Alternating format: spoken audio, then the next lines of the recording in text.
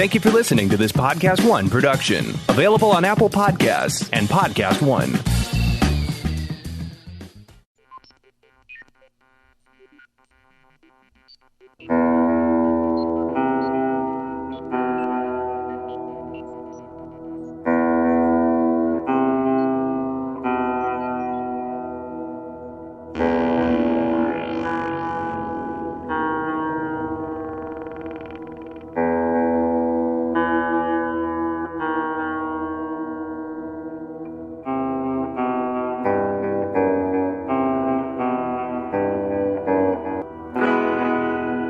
Welcome in to the best in paranormal talk radio. This is Beyond the Darkness. I'm Tim Dennis in for Dave Schrader. Hope you had a happy Halloween, everybody. Everybody got through it safe and had a great Halloween. Hopefully for the kids, you got lots of candy. If you're an adult and you got lots of candy, shame on you. That's all I got to say there. I did see some people that probably meant to pass as kids at my doorstep that, let's just say, we're beyond college age. If you're beyond college age and you don't have a child with you and you show up at my doorstep, you probably got candy thrown at your head. I still got a pretty good wing on my right side. I'll say it that way. For a middle-aged man, I can wing it at your forehead pretty hard. And I had a little bit harder box candy this year, so you took a shot or two. Just saying. Yeah. I actually had a lot of trick-or-treaters at my door this year. I'm surprised, and this is what's kind of cool is I think trick-or-treating's made a bit of a comeback. I know that sounds kind of strange and kind of retro, but, you know, we had that scare in the 80s and 90s, you know, with the whole somebody might be drugging up your candy or somebody might be putting razor blades in your popcorn balls or whatever it was, but there were a lot of kids that weren't trick-or-treating for a while. They were going to the malls and doing their thing, and there weren't a lot of trick-or-treaters coming to the house, but I think I had the door knocked on over 100 times and went through a big bucket of candy, and it was fun to see all the costumes and see all the kids, and it was just a good time. Good time on Halloween and good time had by all. Speaking of, if you haven't heard the Halloween special yet with your phone calls and Parashare, well, shame on you. You can still go back to the archives and hear it. We had a Beyond the Darkness Halloween special that you can hear that focused on your phone calls and Parashare from throughout the last year. So go listen to that right now. Not right now. I mean, we have a guest right now. Don't do that right now. But, you know, after the show is over, go check it out. Check out our Halloween special. If you haven't already, just fire up the old digital fire known as your digital device and grab some of that leftover Halloween candy and shovel some of that in and listen to that. And then after you're done listening to today's program and the Halloween program, check out On the Rocks with Mally Fox on YouTube. There's a brand new show there as well. Myself and Mally got together and we put together a little Halloween special for you as well. We throw each other movies that you just can't stand unless you're drinking and how many drinks it takes to get through those movies. We review those movies. We also tried a bizarre sandwich combination. That's right. Grilled cheese, Nutella, and mayo. Delicious. Actually, it was better than we thought. We'll let you know how we went about doing it and how you make it. It's on the podcast. Again, check out YouTube, On the Rocks, ROX with Mally Fox. Lots of good stuff on that podcast as well.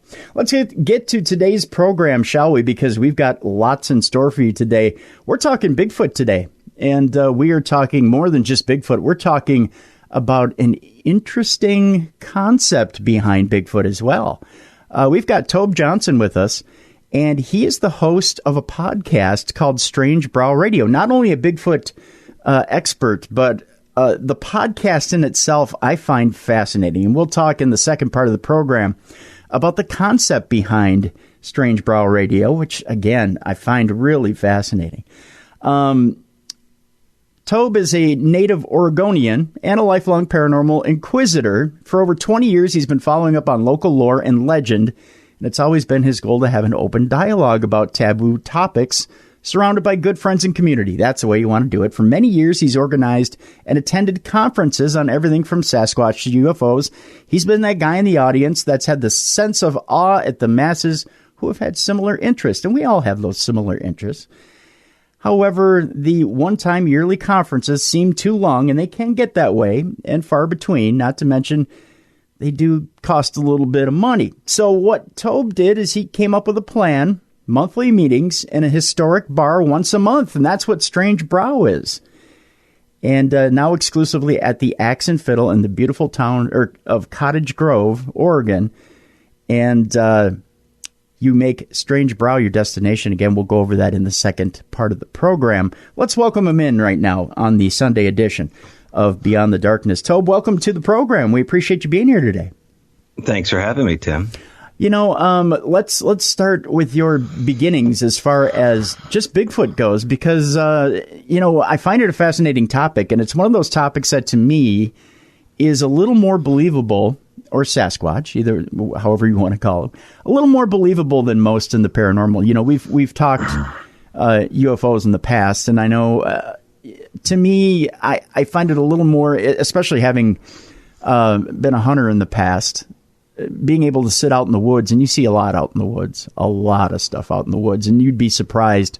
A lot of people don't spend that much time out in the woods, but when you do, you'd be surprised how much stuff is moving out there. And it's easy to believe that this creature is out there, and it is interacting with you. And even as a hardcore skeptic, it's hard to dismiss that creature. Tell me, in your experiences, what was your first inclination, or how did you first get interested in this creature? Well, you talked about the word lore in the beginning of the bio there. It really was growing up with lore all around me in the Pacific Northwest and just living on the edge of the tree line. And when you live at the edge of, great Doug firs and giant cedar forest up in the Cascade Mountains, it just kind of sucks you into all the folklore, all of the, local oral tradition from Native Americans. And I guess as the only child, I kind of felt I had a lot of spare time to rule out folklore and folk fact and see where the two met. And, Bigfoot just kept on rearing its big hairy head. And I kept myself, up in the sticks as much as possible to try to find out what was true and what wasn't. Interesting. So this lore kind of grabs you. And I know, I've heard my stories too here in Minnesota with Bigfoot. And of course, the first thing you want to do is you want to get out there and you want to see. The second thing that hits you is, okay, what happens if I run into it? Did that trepidation ever hit you that I may see something? Man, I tell you what, there's an adrenaline factor to what we're going to talk about today, and that kicks into overdrive and it overrules your fear gland, if you want to call it a gland. So this adrenaline gland is just pumping in over that fear instinct, and in my case, it does it in overdrive, and the curiosity drives over the top of that. And once you find out that this phenomenon is legit, you really want to get to the bottom of how this all works. And so that's when, back in 2008, my son and I found a simple 12-inch track going up into the upper suburbs of a little town called Thurston, Oregon. And it was in a known place where kids would go and smoke pot. They'd skip school and head up to the Thurston Cliffs and smoke weed. So we figured, what better place for kids to hoax a Bigfoot print than this area right here. But what was interesting was it was headed into the briar patch. So we had the wherewithal to take a photograph with a scaled object in frame, which in this case was a little plastic whistle laid up next to it. And we shopped that photograph around to a local. Well, there was a guy that we already knew that was into the subject matter, a guy by the name of Ed Ragazzino, who produced a movie back in the 70s called Sasquatch. It was loosely based on Bob Gimlin and, the Gimlin and Patterson film. So we shopped it to him. He says, I don't know what you have there as far as your photograph, but if you want to meet somebody who's seen one, I can put you in touch with this old river guide. And that's really when things started, was back in 2008 with this ex-river guide up in Camp Creek, Oregon. And he pulled me aside, and we spent the better part of an afternoon together. And he had multiple encounters, and they were pretty incredible. And I wanted to hear the next one and the next one and the next one. And after the afternoon of stories were over, he looked at me and he goes, "I'm not going to tell you the rest of the stories. They're far too weird, and you wouldn't believe me." And that really got me interested because, growing up in the era of, unsolved mysteries with Robert Stack, and just thinking that some of these things actually were legitimate, these mystery schools that are inducted to the kids, a child's imagination. Here I had a living, breathing witness who said that this phenomena is not only legit, but it's also incredibly strange. And that really caught my attention. And so I started to meet people that had encounters by putting on these small little conferences or meetups. They're almost like Al-Anon meetings for the witness to come in and sit on. And we started doing those up at a little pizza restaurant called Ike's Pizza in Leesburg, Oregon. Okay. And at that time, they were called Bigfoot and Beer. And we'd meet there once a month, and we'd bring a flat screen TV and sit there and bring our laptops and share photographs and talk about it. But the weirdness behind the Sasquatch stuff just wouldn't let go. People started showing up with other things happening in these Bigfoot areas. So there's two schools of camp, right, that this phenomena exists and that it's explainable by Newtonian science. There's also the other school of thought that this is not explainable, that the mysteries like to keep themselves, to borrow a quote from a friend. And these mysteries love to keep themselves. That's why we don't have anything other than what we have, as far as hard science looking at this. Good luck. But once we started put on these conferences in the winter of 2008, 2009 up at this pizza restaurant, Finding Bigfoot came and did their episodes there. They liked the concept of town halls, so they did a town hall there twice. And it was at the conferences that we were having at this pizza restaurant while filming Finding Bigfoot, I would get these other incredible stories out in the parking lot.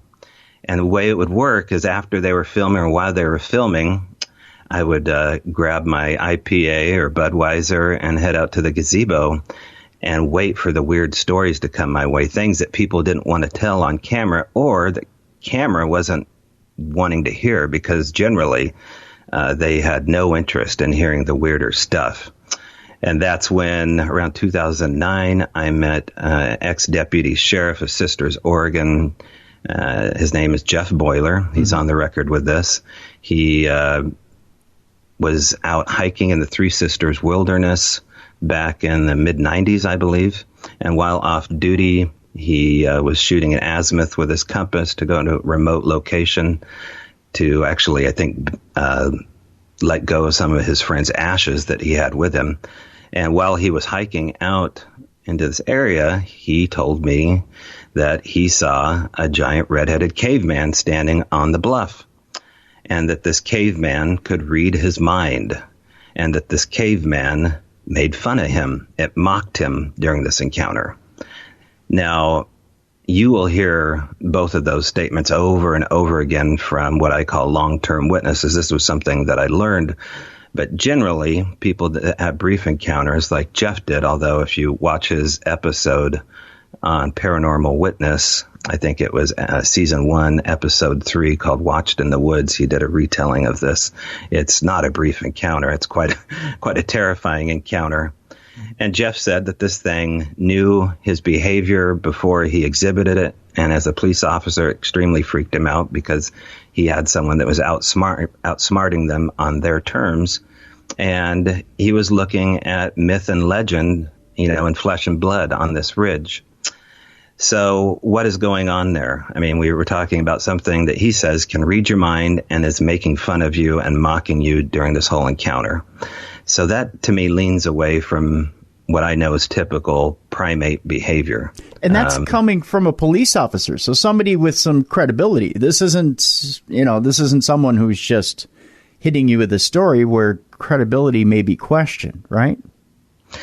Right. You know, we had to make sure that he was okay to go on TV and retell the story because, you know, as an ex-deputy, sheriff, you don't exactly want to put that out there. But I think he made his money in life, and he has a job now where he feels more secure about things and just didn't care anymore.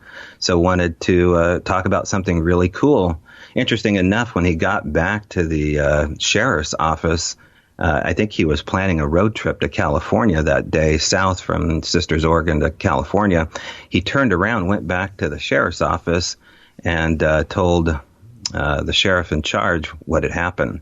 And the sheriff started laughing at him and said, "I'm not laughing at you. I'm laughing with you, Jeff. You've seen what everybody sees on that side of the mountain. Don't report it. Just let it go." And so he did for the longest time. And it really points to what people are willing to tell you behind closed doors, I think, is the message here. When they're willing to talk to you about the weirder stuff. And trust me, there's so many, personal, I guess you'd call them colleagues or friends that are into this that have one version of the events, and then they have the true version of these events. And that's where this, liquid lubrication helps out. When you have them in a bar, you can, have them talk a little more freely when you get a couple beers in these folks, including myself, because, I've had my own share of stuff happen. So I think it's just kind of the way we cope. And so that helps. Now, you bring up an interesting point, and that is the liquid lubrication bringing out a freer story. Are you afraid that, sometimes with the meeting at the pizza restaurants, that maybe a little bit of liquid libation might bring some embellishment to the story, or maybe bring out a different version of the story that might not have been quite true to fact at what happened at the time? Yeah, you can get that. You can definitely get that. You can get that in a whole lot of ways. But typically you can tell, because there's things that are brought up that are kind of code speak for truth. And there are small nuances to stories that I've collected where I say, okay, that's really not public knowledge. Only a few of us are really talking about this. And then you follow up with the fact that they want you out to their house to figure out this on your own with them. And that's what really got me interested in working with long-term witnesses. There was a book that came out called Valley of the Skookum, written by Sally Shepard Walford, that every Bigfooter should read. Oh, yeah. It's a story of a mother and daughter that grew up with Bigfoot in Ording, Washington, on the Carbon River. Mm-hmm. And Sally's story is very metaphysical, supernatural, but filled with detail of Bigfoot. And it was really one of the first books that I picked up and I found intriguing. There seems to be a lot of marriage between fact and Sally's book. And so, I started to lean into, I guess, the more of the woo area side of things after I started to investigate these long-term witnesses, areas where that seems to be the bread and butter of the paranormal as far as investigating this stuff. So back in 2010, we were still doing these. Actually, we were at the closing of doing our Bigfoot and Beer out at Ike's. And I think we were filming one more episode with Finding Bigfoot, like their last season or something like that. And while in the parking lot again, I was pulled over to the side of the room and asked to come outside to meet these pit bull breeders. And the pit bull breeders lived not too far down from the restaurant. Their name were Chad and Mary. And they said, we have some really weird stuff going on at our property. We'd like you to come out and see if we're not crazy. So when they asked me to come out to their property, I brought another person with me. And, it's always good to have two sets of eyes. And I could tell immediately that the family was really nervous about the sun going down, because that seemed to be when activity would start. So we didn't have much happen when we got to their property, but over a period of, we'll say, weeks, I learned that Mary had seen a Sasquatch before as a child. It wasn't necessarily a positive experience for her. And she was telling me that there was some really strange stuff going on, including these lights coming in and out of her house at night. And I said, well, what kind of lights? And she said, well, like little tiny white, orbish white, milky white lights that come in through the window, even when the windows close, and float around the room. She goes, but also there's all this other Bigfoot stuff. You know, they sit down in the fern fronds and they look up at the bay window at my kids playing, and we can't catch them before they take off. They seem to know our motives. They're extremely quick in a way that's not typical for anything physical. It's more like, you know, a laser pointed on a wall, just zip, and or they just kind of go. Mm-hmm. And I said, okay. So privately, I thought, well, I need some confirmation on their story here. So I started to not research them, but research the area. And what I did is I went 4 doors down. You know, they didn't really know all their neighbors because they were kind of the pit bull breeder family. They didn't really have any friends on the river that I knew of. So I just went 4 doors down and introduced myself anonymously to this old man standing up in front of his double wide.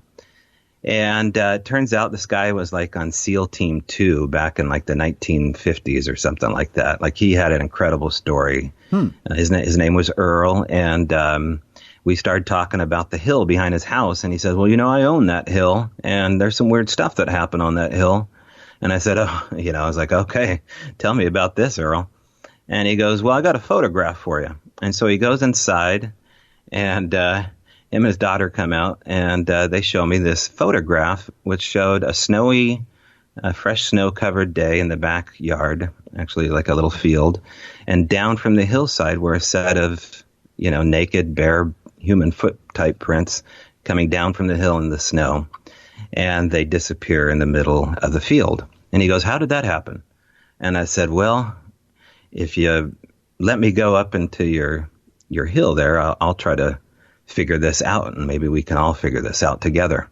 Sure. So that's when things really took off, is when Earl gave me, you know, permission to private land use behind this, you know, supposed Sasquatch-filled area.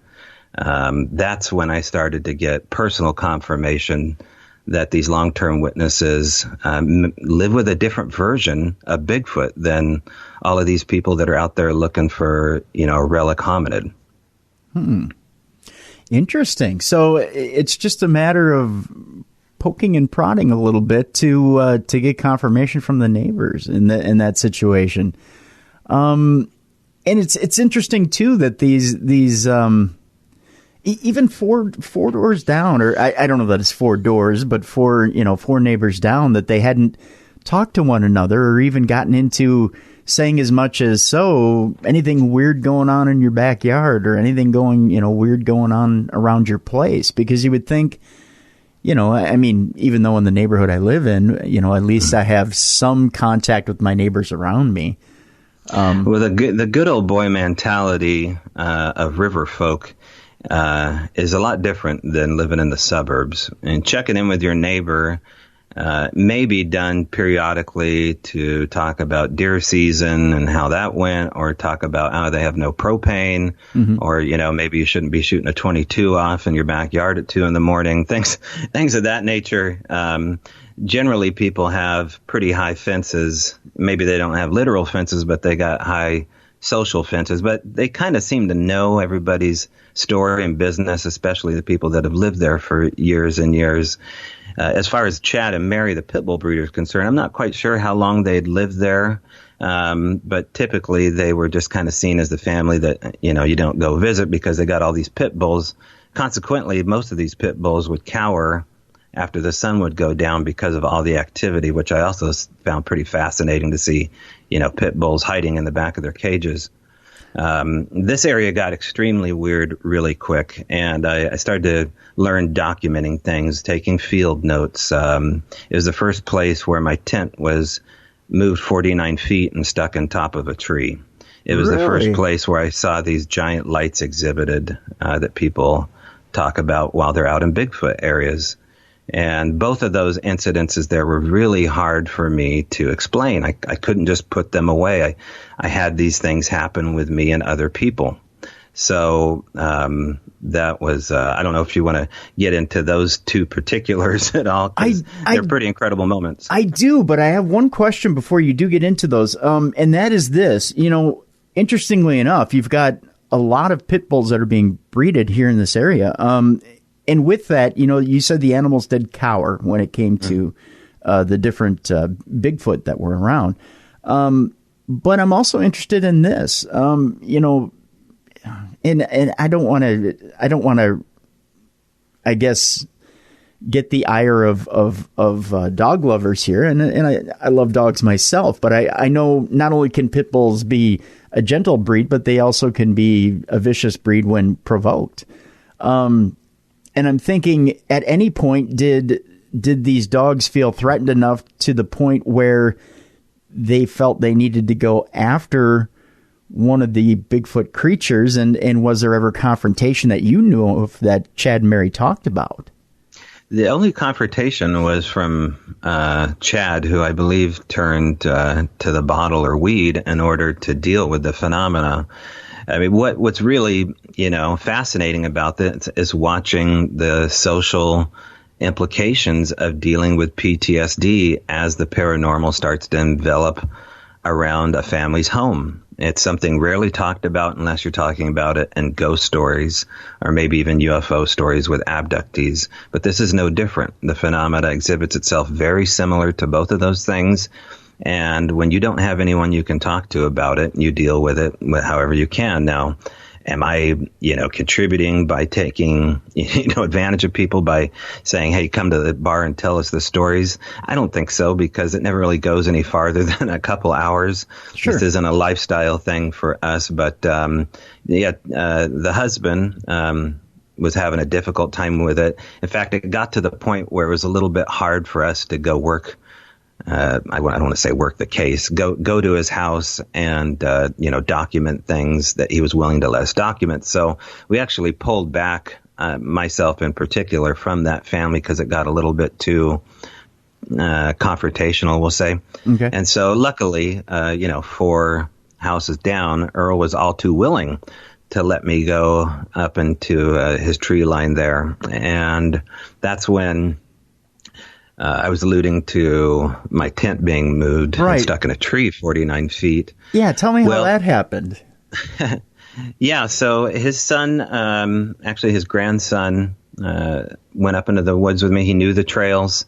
He knew that there was a spot up top there where the property line ended and was curious about what the timber looked like in there for future lumber sales. And so he had different motivations, but he was also inquisitive enough to say, hey, I'd like to figure out if there's Sasquatch up here too. And so we got up to do an overnight. We brought a really lightweight tent with us and set it down near an abandoned helo pad out in the National Forest. You find these periodically where a cropped piece of grass is kept for possible wildfires and a helicopter could land. And so there's an abandoned one there, overgrown, and thought, well, that's perfect. And we thought that was probably the end or the beginning of a property line there. So we put our tent there, and we went up above the tent to do a night sit, which is just the act of sitting quietly at night with maybe binoculars and maybe if you have a recording device. And nothing happened, except when I looked down maybe 300 or 400 yards to see where the tent was, because we should have had it in range, it was gone. So we hustled back down before darkness and saw that the tent had been moved 49 feet around the corner and stuck 8 feet up atop a rhododendron bush. And the rhodies out here are basically like little trees more than bushes. They're, really large. And nothing else had been moved. We had candy wrappers and a mosquito fly netting sitting there and, paper objects. So we kind of knew that the wind didn't do it because everything was stationary. Something, though, had seemingly dragged or picked up the tent, moved it around a corner 49 feet and stuck it on top of these large rhodies. And that was really curious. Now, did we wander into a property line of someone that owned this helipad? Well, I was willing to give that the excuse, the benefit of the doubt. Like, yeah, maybe that's what happened. Someone didn't want us here, and they moved the tent. But I was still pretty curious. Mm-hmm. And so we went back to those areas quite often. One of those times was on a beautiful full moon. We were sitting up at this lookout point where I was talking about earlier, where you could see the valley and you could see the tent, and you could see the Cascades. And we saw these magnificent 4 white lights explode in front of the tree line. And they were about, I don't know, maybe 150 yards in front of us. And it was so big and so powerful that it should have made an explosion. That's the way I always say it. It was like, boy, it was angelic. It was a really huge white burst of energy that exploded in front of the tree line on a full moon night. And it didn't blind you. You could look right at it, and it happened so quick. But it did it 3 other times after that, and it stair-stepped through the forest, slightly lower each time as it moved from right to left. And it took about maybe 30 minutes for it to do all 4 of those bursts. So it wasn't like boom, boom, boom, boom. But it gave us time to really appreciate what we were seeing, that we were, up there sober-minded witnessing this. Mm-hmm. And once that happened, I thought, okay, game on, let's do this. I mean, if we can experience this kind of stuff in Bigfoot areas, this is what the Native Americans have been talking about all these years, that this somehow is connected to the spirit world. This is a spirit animal. This is not just another tribe. There's something else. This thing walks between 2 worlds, and between those veils, you can experience this other stuff. This is maybe what these vision quests are that the young tribe members would go do. And so I was in a perfect area to do that. We followed up on this area to the point where it became so obvious that there was something supernatural going on in this mountain other than Bigfoot, that really started to drag me away from the Sasquatch phenomenon, because it was just it was so intriguing, and it was so there's so much variety to it. And then something happened that really changed me on that hill, where I went up on an old skid road behind the pit bull house, maybe 200 yards behind it. And I was walking along broad daylight on a summer day, and I look down and I see this little tiny mole that has been twisted in half and is bleeding out on the trail that I just walked. So if you can just imagine turning around, seeing something bleeding right in front of you, fresh blood oozing out of it, no animals on it. And I turn around to take a photograph of this little poor creature that's just been killed. And as I do that, I hear something running at me full speed. In fact, it's coming at me so hard, so heavy, so fast that I'm sure that it's this pit bull breeder guy that we kind of had a confrontation with. Right. And I thought, maybe I'm too close to his house. I don't know what I've done. I have permission to be up there, and I turn around, and the footsteps stop right as I turn around. And they stop maybe 24 inches from my backside, and there's nothing there. Whoa. Yeah. So that really put me in my place. But I had to look back and okay, what was the gamesmanship here? I turned around to look at something that I feel like was placed on the trail here, possibly by what? And now I have this large ghost behind me coming at me. I know that it's not a person. It's broad daylight. It's 12 noon on a summer day. There's, an area advantage for me because I'm above ground. What is this? And so that's when I kind of felt like, okay, I'm kind of getting my answers here. This is what people told me what would happen if I started looking into long-term witnesses. And it seems like they weren't lying. And then that gets us to 2012. Well, let me stop you right there, because I have 2 questions before we move on to 2012. Okay. You're at that point where you're looking at this thing lying on the ground bleeding. You hear these footsteps coming at you. And again, you said you assumed that it might have been Chad, it might have been that other landowner. But at that moment where you hear those footsteps stop and there's nothing there, do you automatically assume at that point, for sure that this thing, this Bigfoot, Sasquatch, whatever it is, doesn't want you there? And at that point, that this thing has, what's a good way to put it, that it's not friendly? No, because the behavior exhibited through long-term witnesses describing this type of activity, oftentimes it's gamesmanship, and they describe it as being almost like a twisted teen, frat boy activity, a little bit more than pranks, a little bit scarier than just your average prank. But I wasn't having anything done to me personally. I didn't have any rocks thrown at me, or, I wasn't being yelled at or screamed at. I wasn't maybe going up there enough to get that kind of activity, first of all, but because it was quite a hike, actually, to get to the top of this ridge, especially where we saw the lights. But of course, when you have something that you can't see run up behind you in broad daylight, you start to question your own motives. Like, okay, what am I really interested in here, and how far am I willing to go? And that's where I'm telling you, there's this curiosity gland, we'll call it instinct, overrides your fear instinct. And I think that, maybe I'm wired differently because of that, because I don't think everybody would do what I ended up doing.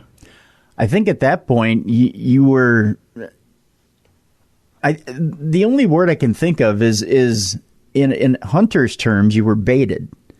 That was put out for you as bait. You fell into a trap. What do you think would have, and here's the second question, what do you think would have happened if you didn't turn around? That's a question I've never asked myself. I don't think that was an option, because the curiosity behind seeing a fresh kill like that, and hearing from other long-term witnesses that have this backyard paranormal phenomena describe these fresh kills, it was something that I had to make note of, because we're talking about something so fresh that the blood's still oozing out of it, and there's not a bug on it. There's no, wet fur, nothing had chewed on it and separated this animal. You could see that it had been bisected or pinched in half. And that's exactly what I was looking for up there with this kind of activity, where you can't, easily explain how animals are twisted or killed in such a fashion. Now, it was so tiny, it was less than 4 inches, that maybe I could have missed it because it was tiny.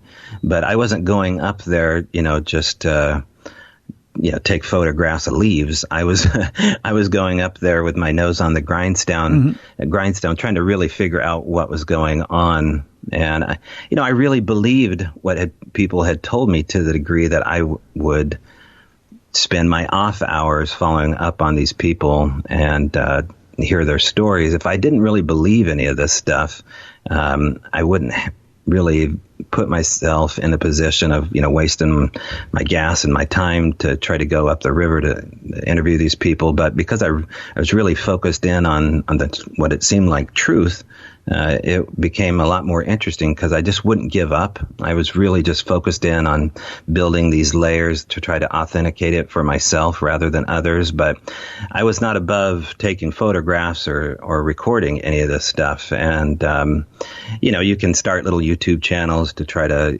get other people to follow your work and whatnot. But I knew that most of this was going to be too tough for the average Bigfooter to really follow, because it upsets the paradigm so much that you're really just seen as a pariah to the real work that's being done.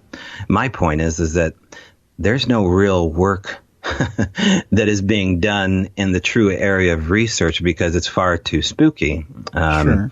And is it spooky because it's scary? No, I don't think so. I think it's spooky because it's widely misunderstood, and because it's different. It's alien-like. And what we don't know, we're scared of. Well, let me ask, the reason why I asked this question, because there's a couple different scenarios here, Tobe, and this is I guess people have more than one reaction when they see something like an injured animal. A natural reaction is to say, ooh, look at that.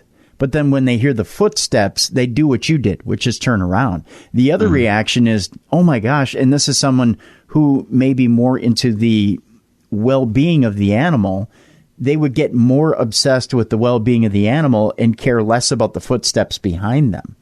And in that situation, if there's someone who's more obsessed with the well-being of the animal and less about the steps behind them, don't you think that person gets eviscerated if they don't turn around? Well, this sounded like an elephant on two legs. Okay. It wasn't human-like. It was coming in hard and heavy to the point where you could feel it as much as hear it. So I knew what was coming at me meant business.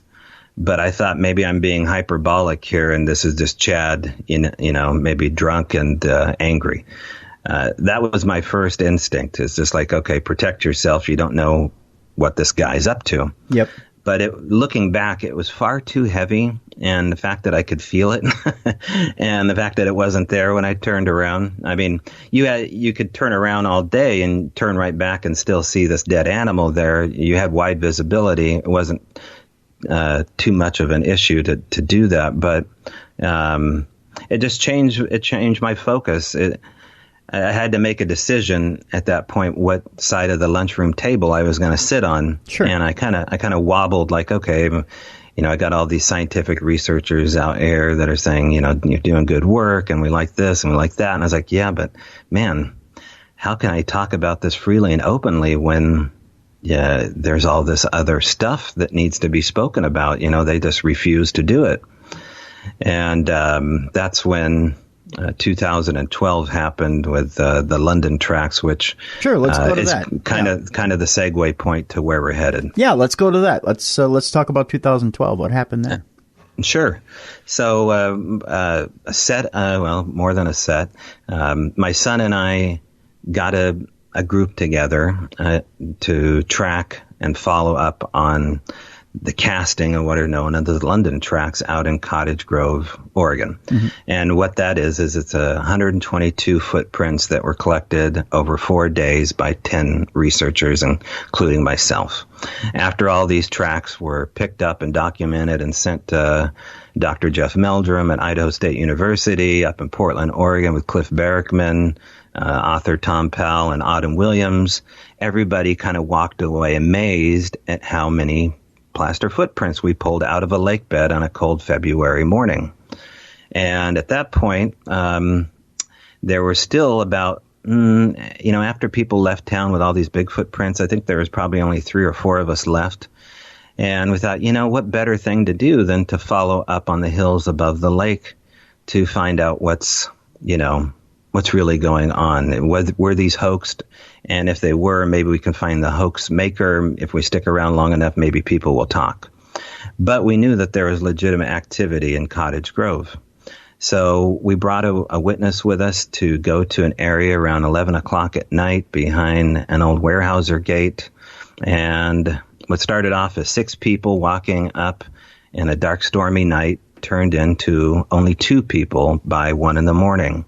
And the way this happened was one by one, as we went up this hill, people would have weird excuses of why they had to go home.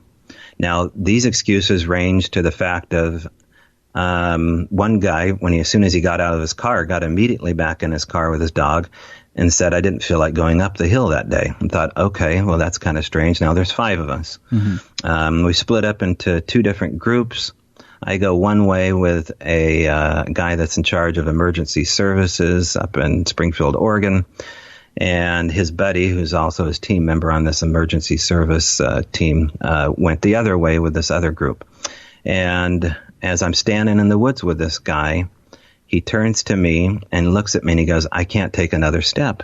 And I said, what are you talking about? He goes, I can't go any farther up the hill. I'm going to start crying. Now it's 11:30 at night. I've got this guy exhibiting trauma, onset of emotional trauma for no reason. And this is a guy in charge of emergency services teams and safety operations. And he goes, if I take another step, I'm going to throw up. Then he said, they want me to leave. And I said, okay. There's something called infrasound, right? This is what all the Bigfooters, I call them the apers, talk about, where this invisible wave of energy debilitates somebody or sends them packing. Apparently elephants and whales can do this, things like that. Lions can do it through a roar. But we saw nothing. We really heard nothing, maybe like a crack in the bushes. This guy got so freaked out that he ran down the hill with his head tucked into his shoulder blade, grabbed his partner, and ran. Anyway, the guy ran down the hill, and as he ran down the hill, he grabbed his buddy, and away they went.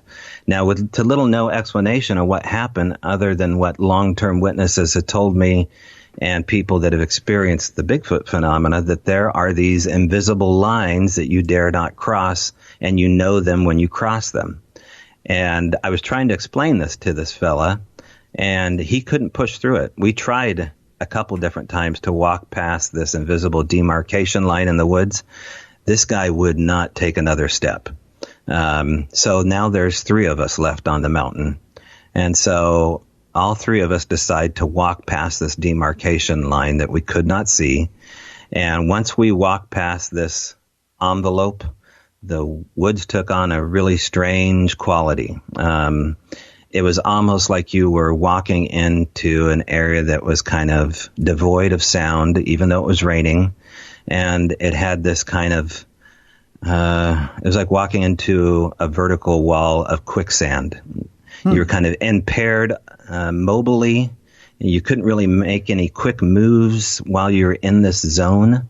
And we all felt it. We commented as we walked past this zone of how we kind of felt like we were being scanned, and that there was this lack of ability to actually do anything hastily. And as soon as we walked into it, we kind of walked out of it. It was a really short experience, but we all kind of remarked on it. But it was still anecdotal. We saw nothing. I heard nothing.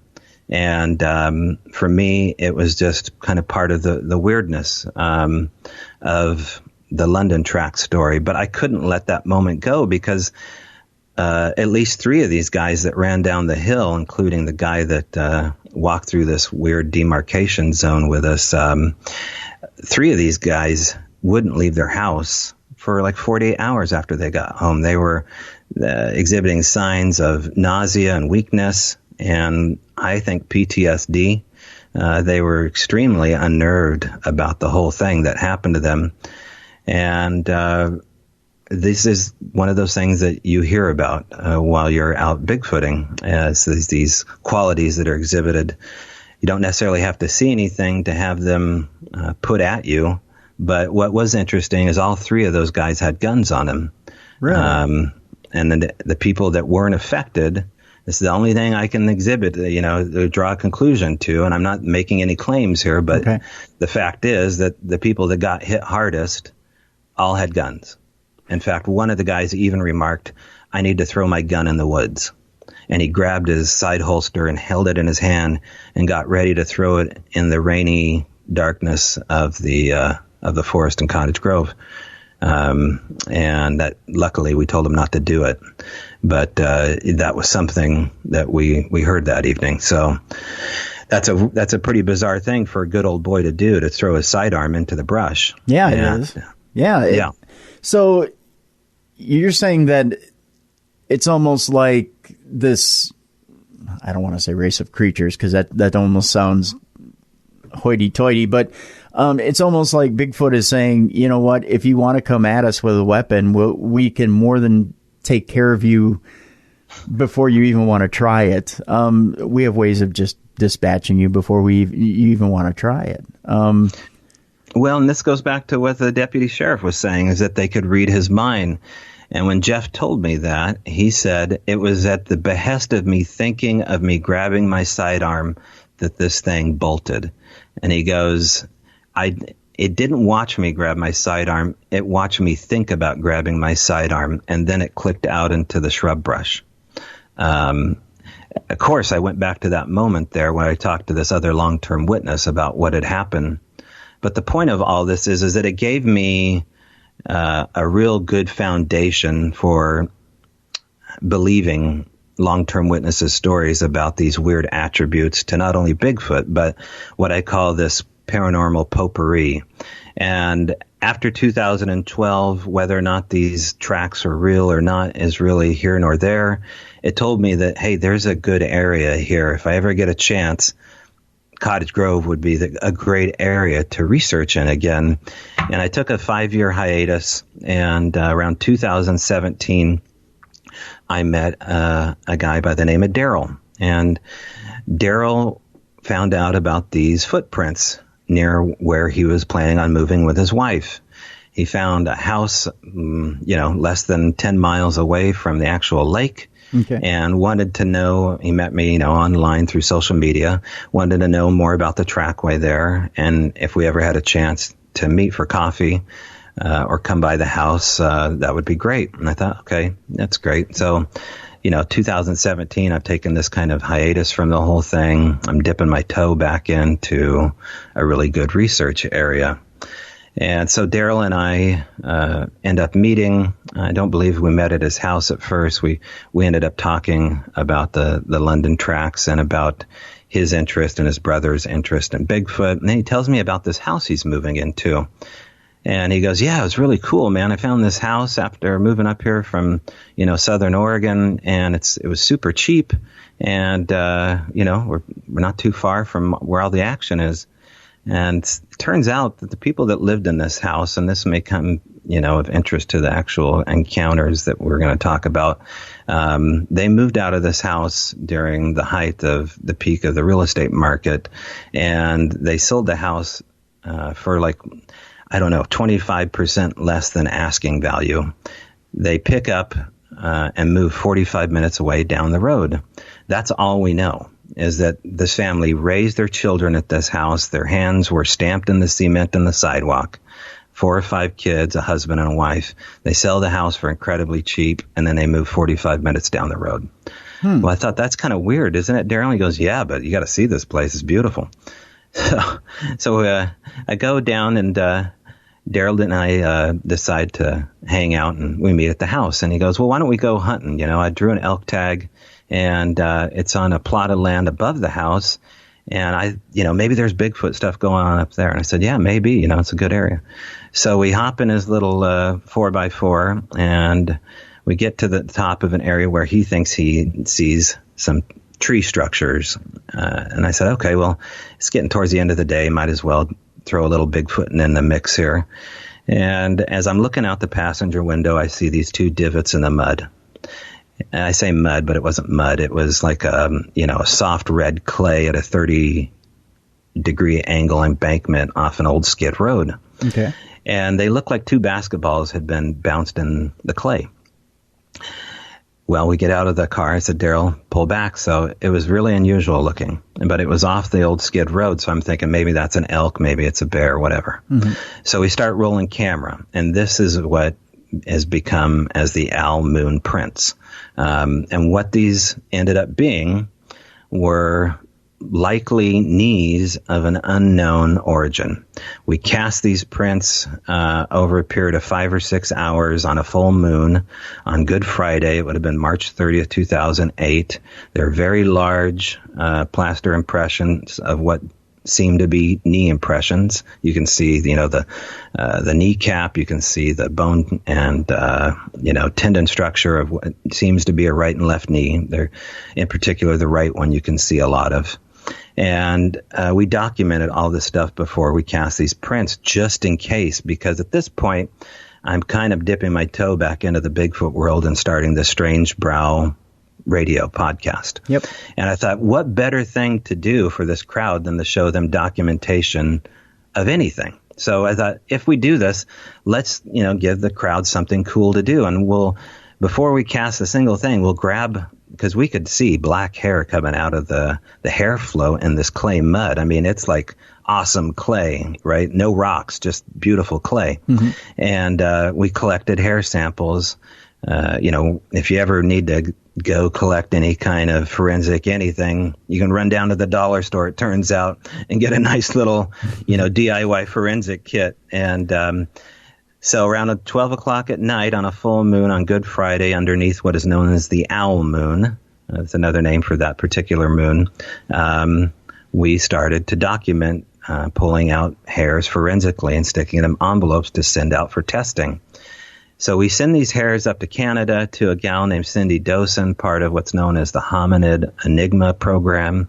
and she has veterinary skills, and she has a home clinic. And I thought, okay, Cindy, take a look at these hairs. We'll let these prints dry. We got a Strange Brow live coming up in Cottage Grove. Let's show the audience on Skype, like you and I are talking now. Yep. Just what the results are. And, for better or for worse, whatever it turns out to be, it'll be fun showing documentation. Turns out that she goes, I'll tell you now that over, 200 hairs that I've looked at, yours is number 6 that matches an unknown hominid. And she goes, these are not hairs off of any known animal from the Pacific Northwest or anywhere else. She goes, I feel strongly about it. And she gave us the report here. And what was really curious is she wrote, the following has been determined from microscopic hair examination. The sample may have come from a loose hair in the last stages of resting growth. No post-mortem banding on the hair to indicate death. This was from a live animal. All other animal species have been ruled out. This is an unknown hair, which matches the other 5 hairs from Bigfoot areas, in particular one from Ocean Shores, Washington. They have a really interesting quality to them. I won't get into all that. If people want to read it, they can go on Facebook and look me up. But it got the conversation started in front of a live audience, right? And so everyone was super jazzed about, okay, where is this area? What's going on? Let's see these knee impressions. So we took the knee impressions back to Daryl's home. And I tell you what, as soon as we let those knees sit in the back of his garage and dry out so we could uncover them in stages to look at all the what turned out to be signature, animation and tissue of this bone structure, things started to happen at this place. And this gets into the Owl Moon Lab. Now, I've warmed everybody up with the fact that I've been trying to meet long-term witnesses, understand what's going on with them at their house. And now I'm sitting in this full-grown opportunity to appreciate this as much as I want. Because as soon as we set those knees in the garage, it seemed as though it was an invitation for Bigfoot activity and all sorts of other strangeness. And that's when the story really begins, is back in 2017, actually 2018, after we brought these knees in, things started to happen around the place. So what kind of stuff would happen? Well, it would be things as small as little sounds that you would hear while you were sleeping. Now, periodically, Daryl would tell me he'd hear weird things. And he goes, it sounded like somebody hit the side of the garage or hit the house. And I say, okay, well, that's kind of interesting. I mean, it's possible that you have Bigfoot out there. You live kind of right on the tree line. There's nothing between you and I-5 except, 35 miles worth of wilderness here. So it could be. But, man, here I am into the subject, doing a podcast kind of about the subject, totally invested into it. And so is Daryl. Mm-hmm. It seemed too good to be true. And at that point, we started to take things a little bit more serious as far as researching his house. That's when items started to appear, small items. And this is something else you'll hear from long-term witnesses, is things will either go missing, get moved, or appear. So imagine, if you will, at all hours of the day, items of significance showing up.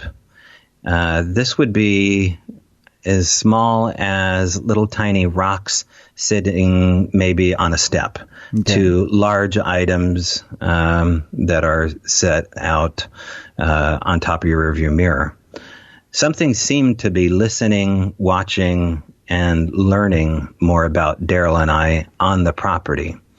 And we can get into the specifics of that. I know we have some sounds, too, that I sent your way. I don't know if you want to do that. We do. In fact, let's take our break now. When we come back, we'll talk more about the Owl Moon Lab, what exactly you heard in these sounds, what exactly the stories behind these sounds that we're about to play, and what kind of objects were brought to you, and what exactly is going on in this lab. And then later on in the second half of the program, we're going to talk about Strange Brow Radio and exactly what kind of guests you've had come by, the format of the radio show, and what kind of information you're bringing to the masses and how people can tune in and find out exactly what kind of information you're bringing to everybody over there, because it's really a cool concept, and how people can actually attend the different shows in person and kind of join in. Tobe Johnson is our guest, and during the break, by all means, check out his website. The website is strangebrow.com. And I tell you what, we're going to take a quick break. We'll be right back, and we will check in more with Bigfoot and the entire Owl Moon Lab and Strange Brow itself with Tobe Johnson coming up next here on Beyond the Darkness. Attention, true crime lovers. The hit Reels channel show Autopsy is coming to Podcast One with all new episodes. Join Dr. Michael Hunter and those involved in the cases as they examine the autopsy reports for some of the most famous celebrity deaths of our time, including Patrick Swayze, Chris Farley, and Natalie Wood. Download new episodes of Autopsy every week on Apple products at Podcast One.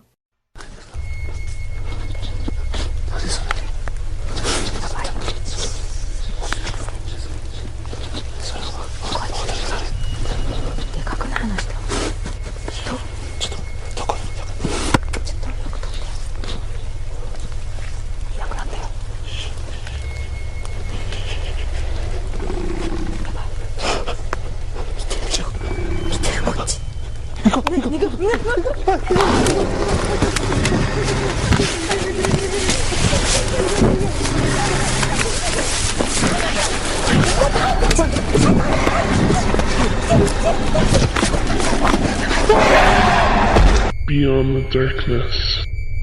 Welcome back to the best in paranormal talk radio. It's an exciting show today. We're talking Bigfoot and Sasquatch with our guest Tobe Johnson from Strange Brow Radio. And we're talking about the Owl Moon Lab today. Actually, we started in the first part of the program. We were talking about the formation of the Owl Moon Lab and how that came about in that first part, Tobe. And you were getting to the point where you were telling us that strange things were starting to appear once you had these casts that you had come up with, and it's like someone or something was trying to progress your research further. So strange things start showing up at the lab. Tell us a little bit about what it was that was showing up at your lab. You said like little things that you needed along the way to progress your research. What things were showing up? Well, yeah, and to call it a lab, I know it kind of sounds like, hokey because we're just, two guys. Well, I kind of feel that way, adding the connotation to what we were doing out there, because we didn't have, beakers and Tesla coils going on at first. It was merely the fact that this behavior seemed to let us study it. It seemed to let us learn from it and kind of monitor it. And it was monitoring us. Whatever was going on seemed to have its radar on the homeowners and visitors to the property.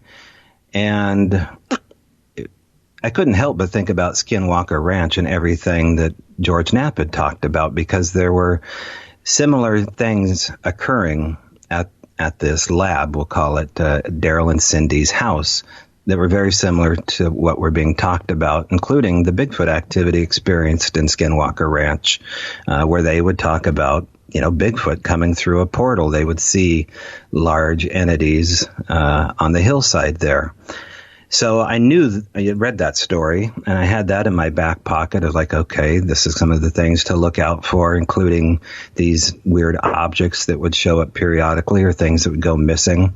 But really things started with taps and hits and knocks. And these were things that Daryl was telling me that he would hear from his upstairs bedroom all around the property. And at that point, I was like, well, maybe you have a little digital recorder. Maybe you can get your recorder out, just whatever you got. And he goes, well, I got a couple of nice recorders here. And so he started to leave out a recorder to verify with me what was going on there. So he would send me sound clips of just very mild little taps, hits around the house there. So just to give people an example here, we have I think there's well over 1,400 hours worth of audio. Wow. that we have recorded. And why is it so much audio? Well, because we record all night for days at a time, all summer long. In particular, there was a 90-day window in 2018 where we'd have 2 or 3 recorders going every day, every night. And so we have a lot of audio to get through. Mm-hmm.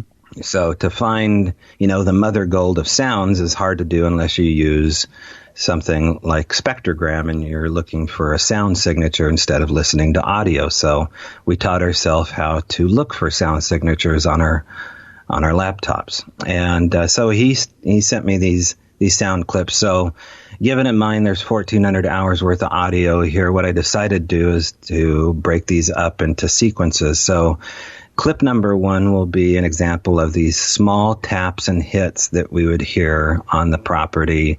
And I believe they're going to be broken up into 4 segments here. So if you have clip number 1, we'll give an idea of the small sounds that started.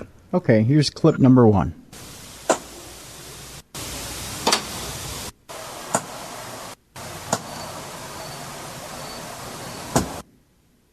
Okay, so obviously those could be anything. And given the fact that, he lives out in the woods, who knows what that could be? It could be a million things besides something spooky. But it was consistent enough to where he was keeping track of it, and they would kind of wake him up periodically. Mm-hmm. That's when the objects started to appear. So, for example, he went on a hike above his house and was commenting on the phone with me about how he needed to head back home because his little dog was thirsty. And I said, oh, yeah, okay, well, you don't live too far away from your house. Head back on, home and go rock hounding another day.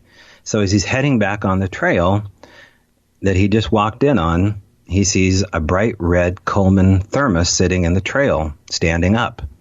And it had, age moss on it and leaf litter surrounding the little cup insert there. And it had obviously been left in the woods for some time, but he was sure that it wasn't sitting on the trail when he walked in on it. It was a bright red thermos.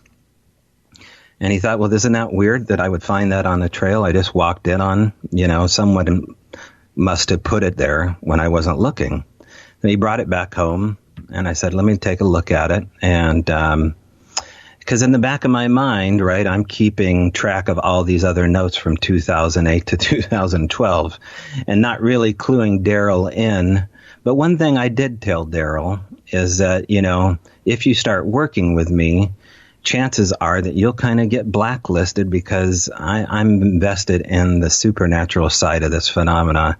And a lot of these good old boys that are looking for a relic hominid, these apers that are looking at it through Newtonian science, don't want anything to do with my version of what possibly is going on. So it may contaminate you if you want to go hang out with these guys at one of their conventions and they find out, that you're out with my crazy ass. So I was like, okay, this may happen to you.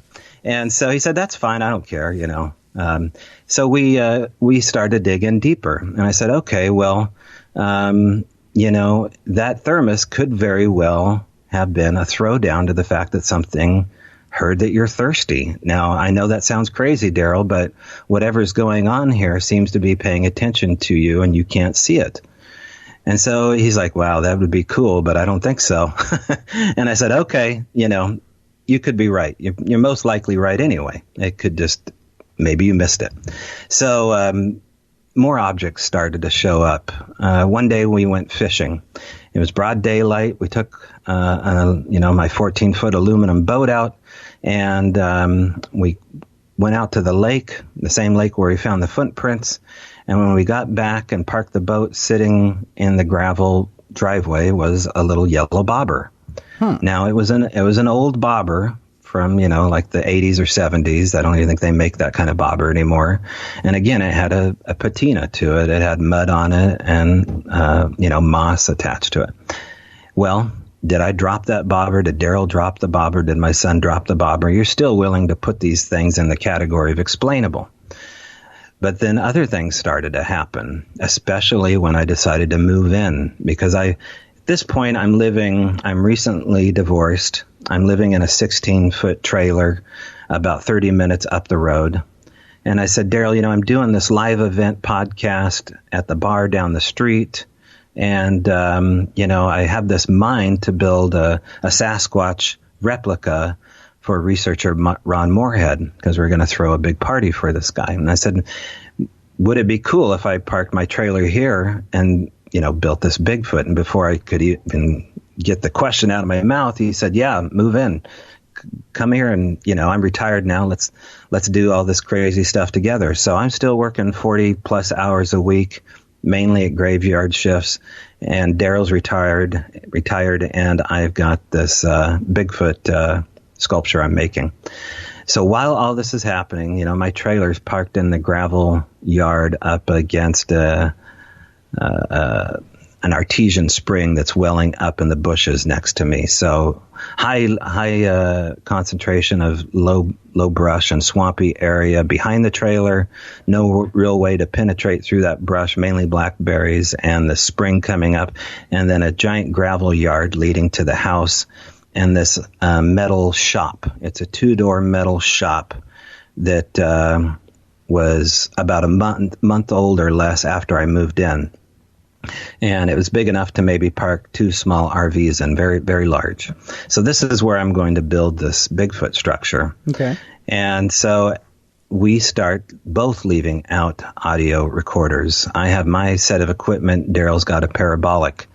And so every day as these little objects start showing up, as minute, as I said, as bobbers and thermoses and small little rocks, I leave out my recorder. Daryl leaves out his recorder, his with the parabolic dish headed towards the wood line, and me with mine towards my camper. So that's when we started to hear typical wood knocks. And so let's play clip number 2, which again is a sequence of short little clips all pushed together. All right. Here is clip number 2.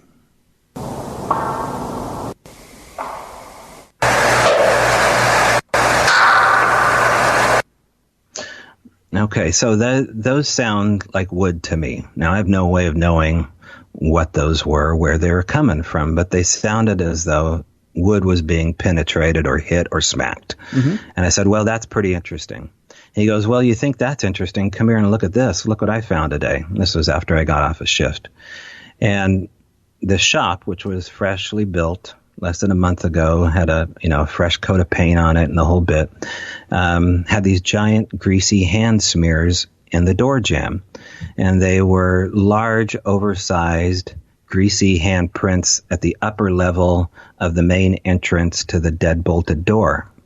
And they were up high, and they were pushing into the corners of it, and they didn't look like anything that we'd ever seen before. I mean, the guys that built the shop say it wasn't their handprints, and we kind of watched them build the whole thing along the way. They're extremely, neat and anal about how they built it.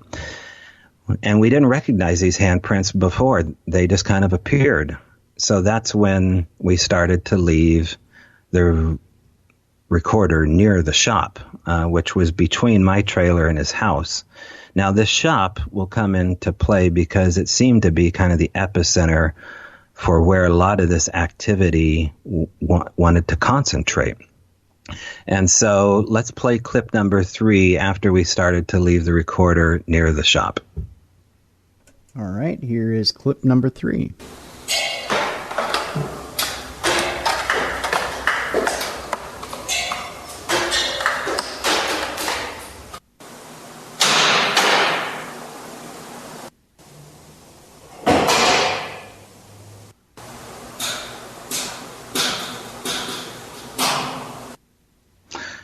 Okay, so that could be a bird, right? And that's what we were kind of ruling out, like maybe an owl or a pigeon or a God knows what flew into one of the eaves and then is trapped in there. And so we started to leave cameras in there to see if we could find out what was going on. Now, anytime you leave a camera out, this is what the long-term witnesses will tell you, things seem to calm down or go away or stop or malfunction. Okay. So anytime we'd put a camera inside this garage or anywhere on the property, it would come back with something weird or nothing at all. Now, we were never able to rule out a bird or rule in a bird because we just never recorded a bird doing any of those things there. But what we did record over a period of time was EVPs. Now, why would EVPs be involved in Bigfoot areas? Because if I have any working theory at all, it's the fact that there is this, paranormal cocktail party of weirdness that happens in these certain areas where the veils are thin. And UFOs and ghosts and anything supernatural seems to see this area as a place to hang out. Now, whether or not it was specifically confined to this house, I don't believe so, because I'm still trying to rule out the fact that this could be somebody hoaxing us. I mean, I have kind of a public name in that community on the behest of, taking a look at these London tracks. Could it be somebody hoaxing us at all hours of the day? That would be how they would have to do it, because this wasn't confined at night. Some of these gifts and sounds would happen in broad daylight, including the sounds that you just heard. Some of those sounds actually happened at 7 in the morning. So I still was wondering, though, whether or not that could be somebody hoaxing us. So we asked the neighbors about activity around there, and there were 4 neighbors in particular. And granted, this is way out in the country. The farmers were next door. There was one farmer in particular, a guy we called Wormy, because he raises worms. He raises, in particular, the soil that worms make, and sells the soil off. And so Wormy has lived up in the hills there behind us for a while. And he said, "Wormy, you ever see anything weird out here?" And he goes, "Well, one time I saw a blue-eyed bear." And I said, "Whoa, what's that look like?" And he said, "Well, I was out grabbing some wood one night, and I see this upright blue-eyed bear walking towards me. And it scared me so bad, I ran to the house, and the thing started walking at me." And I said, "Well, did you shine a flashlight and see a blue, reflection?" He goes, "No, I didn't have a flashlight. Its eyes were glowing." Whoa. Pretty weird. Yeah. I was going to say, how do you get close enough to find out it has blue eyes? Well, yeah, they're good. One of the things you hear is about bioluminescence with the eye color that can change color. Okay. Large pool cue size glowing eyes that range from red to green to yellow to blue to a lot of colors in between. And they're attached to a pair of shoulders and a head. And it turns out that this blue-eyed phenomena of an upright creature had been seen from other people, including a gal that worked at a hotel down the road from us off of I-5, who described living in that area and seeing what she called a blue-eyed spider. And I said, "Why you call it a spider?" And she goes, "Well, because the way it crawled." She goes, "It wasn't a spider, but it crawled like a spider, kind of like on its toes." And she goes, "It had giant blue eyes." And it was right near this area where Wormy had said he saw his. Wormy also went on to say that he saw a floating chandelier. And I said, "Well, what do you mean?" He goes, "Well, it's probably a drone." But he goes, "It's pretty low in the tree line for a drone to come in on me." And he goes, it swung like a chandelier, giant white lights that swing kind of like a pendulum. And I said, "Okay, well, we'll keep our eye on the skies."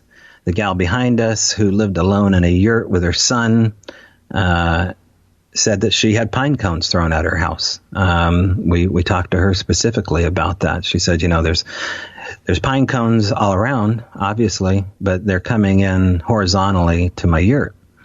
She goes, "What's even weirder is what happened to my dad." And I said, "Well, who's that?" And she goes, "Well, he lives on the hill over there." Turns out this guy's cat went missing, an elderly cat. And after about 30 days, the cat shows back up with a squished head on his back patio near the sliding glass window. Ooh. Now, it just kind of was delivered there, according to her dad, sitting there with a smashed head. I ended up talking to this guy's son, the gal in the yurt's brother, and he said, what you ought to know about this place is that some of these houses here have bad luck. And I said, "What do you mean?" He goes, "Well, I don't know how to say it, but some of these houses here are hard to live in. And there's some weird stuff maybe that I would attribute to that house right next to you. And this was an older farm-style house that was really the only house that was close to Daryl's was separated by a fence.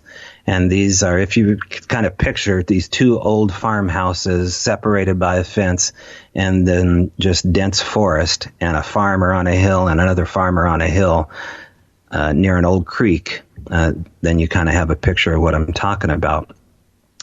And the son said, the house I went to 2 or 3 relationships with, including a divorce, and now we just rent it out to these guys here, and, we just don't know what to do with the property anymore, and we just kind of left it at that. And maybe that has something to do with all the weirdness that I'm about to get into. I'm not quite sure, but when the EVPs started to show up on the recordings, then we knew that we weren't being hoaxed anymore, because there was no way for someone to sneak in on us while we were, for example, sleeping outside at all hours of the night to try to catch these supposed hoaxers to do what they did. And if you know, and of course it's something about EVPs, is that when electronic voice phenomena presents itself, it presents itself on one of these layers digitally. Mm-hmm. And so why don't we just play clip number 4? All right, here is clip number 4.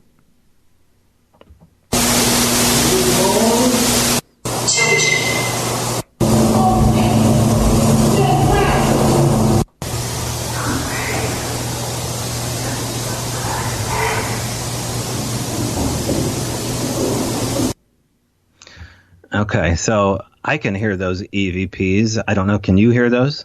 I hear voices, but I'm curious as to what it is you think you hear there. That's my question. Well, I heard enough to hear language, and that caught my interest. Right. Now, the specifics of what we heard, I don't really know if any of those things I would call English. Maybe I hear, in one of those clips, I hear something say, help me get back, or Toby get back. Okay.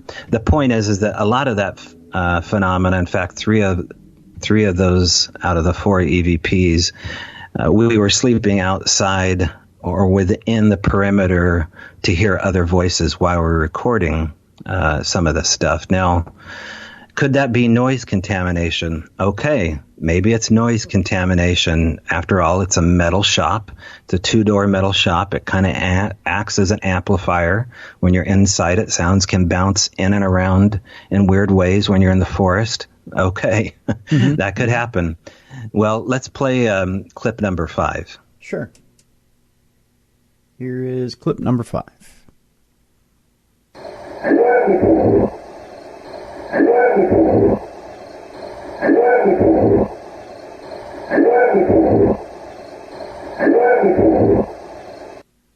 Okay. Now, that was recorded inside of a bedroom.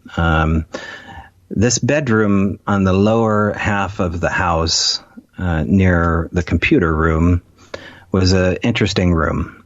It was interesting for a couple of reasons, because it turns out that there would be these weird handprints that would show up on the backside of the door one day. And they were small, chalky, white, childlike handprints, but not of a child. They were infused into the plywood of the door, and they just kind of appeared. And we took note of them, we documented them, we collected the handprints, but they were so weird looking, and they didn't seem to belong to a typical human of any kind because of the spacing between the fingers and the way they were gnarled. They just didn't make any sense. I mean, I'd never heard of ghost, poltergeist activity exhibiting chalky white, almost alien-looking handprints. In fact, we titled the room Chucky's Room because they kind of look like Chucky the Doll's handprints found on the door. We ended up leaving the recorder inside that room, and what you just heard was a sound coming out of that room near one of the windows. Now, we titled that sound Scooby Loop or Scooby's Laugh because it sounded like Scooby-Doo to me. I mean, I didn't know what else to think about it except a Hanna-Barbera cartoon. Right. And so that was a loop of what we call Scooby. And those are unexplained. I mean, there's no TV in there. There's nothing like that going on in that room. But, when you look at these things on spectrogram, they have telltale signatures of the type of volume that is exhibited on them and the frequency and where they sit on the spectrogram meter. And they interested some people up in Washington when I started to share these sounds with other people to find out whether or not we were being hoaxed. And one of these guys was a part of the Olympic Project, a guy by the name of Dave Ellis. And Dave would receive some of these sounds for me. Now, he's largely looking into Gigantopithecus. He's looking into the existence of Bigfoot, not into the existence of Scooby-Doo. Was this something other than something sounding like Scooby-Doo? Mm-hmm. So he thought it was. He goes, these are really interesting sounds. They fit into the parameter of actual vocalizations happening. And so he would clean them up for us and send them back to us. And we really didn't do anything with them except to say, thank you. We kind of thought that ourselves. And so as time went on and days went on, we began to learn that this wasn't being hoaxed because of the amount of stuff. I mean, it was every day, and it was extremely intelligent what was going on. For example, I would be on the phone with the property owner and talk about how my cell phone was acting up. I'd get home the next day. By this time, I'm living there, and I have my aluminum boat parked there in my trailer. I'd get home one day, and there would be a cell phone sitting underneath the oars of one of my boats. It was a muddy, Nokia-type flip phone. Actually, it was one of those Sidekick phones that kind of slide out with the little keypad there. Mm-hmm. And it was sitting underneath the oar of one of my boats. Now, that would only person that would know about that conversation is Daryl. So is the property owner doing all this? Well, no, because a lot of this stuff would happen when he wasn't home and I would be home, vice versa. His wife started to experience it. His wife, who was a bit of a skeptic, ended up having heart surgery. And one day she went out to her hummingbird feeder hanging in the tree, and sitting below her hummingbird feeder was a little tiny glass heart. So I was like, well, that's kind of interesting, don't you think, Cindy? I mean, here you had something medical happen to your heart, and now there's a little glass heart sitting underneath the hummingbird feeder, just sitting there, how would you miss this? And she goes, yeah, but, things turn up. I was like, okay. So we started to leave out the recorder in more interesting places. The only time we actually hid the recorder was when the elements would kick in, i.e. rain or wind or snow or something like that. But most of this was during the summer, so we really only had an occasional rainstorm to worry about.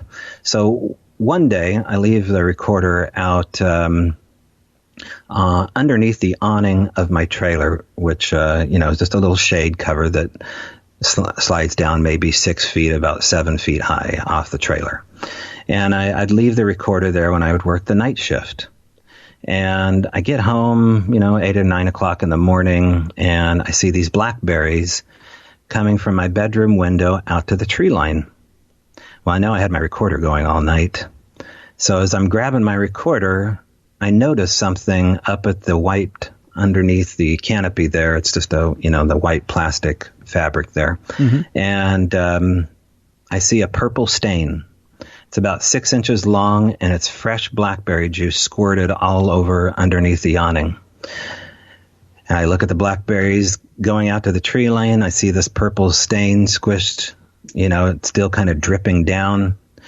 And I fast forward to a signature that would maybe indicative of something happening close to the recorder. And so what you're going to hear is the recorder being messed with, and then you're going to hear something sneeze. Actually, you're going to hear it chew something and then sneeze. So why don't we play clip number 6?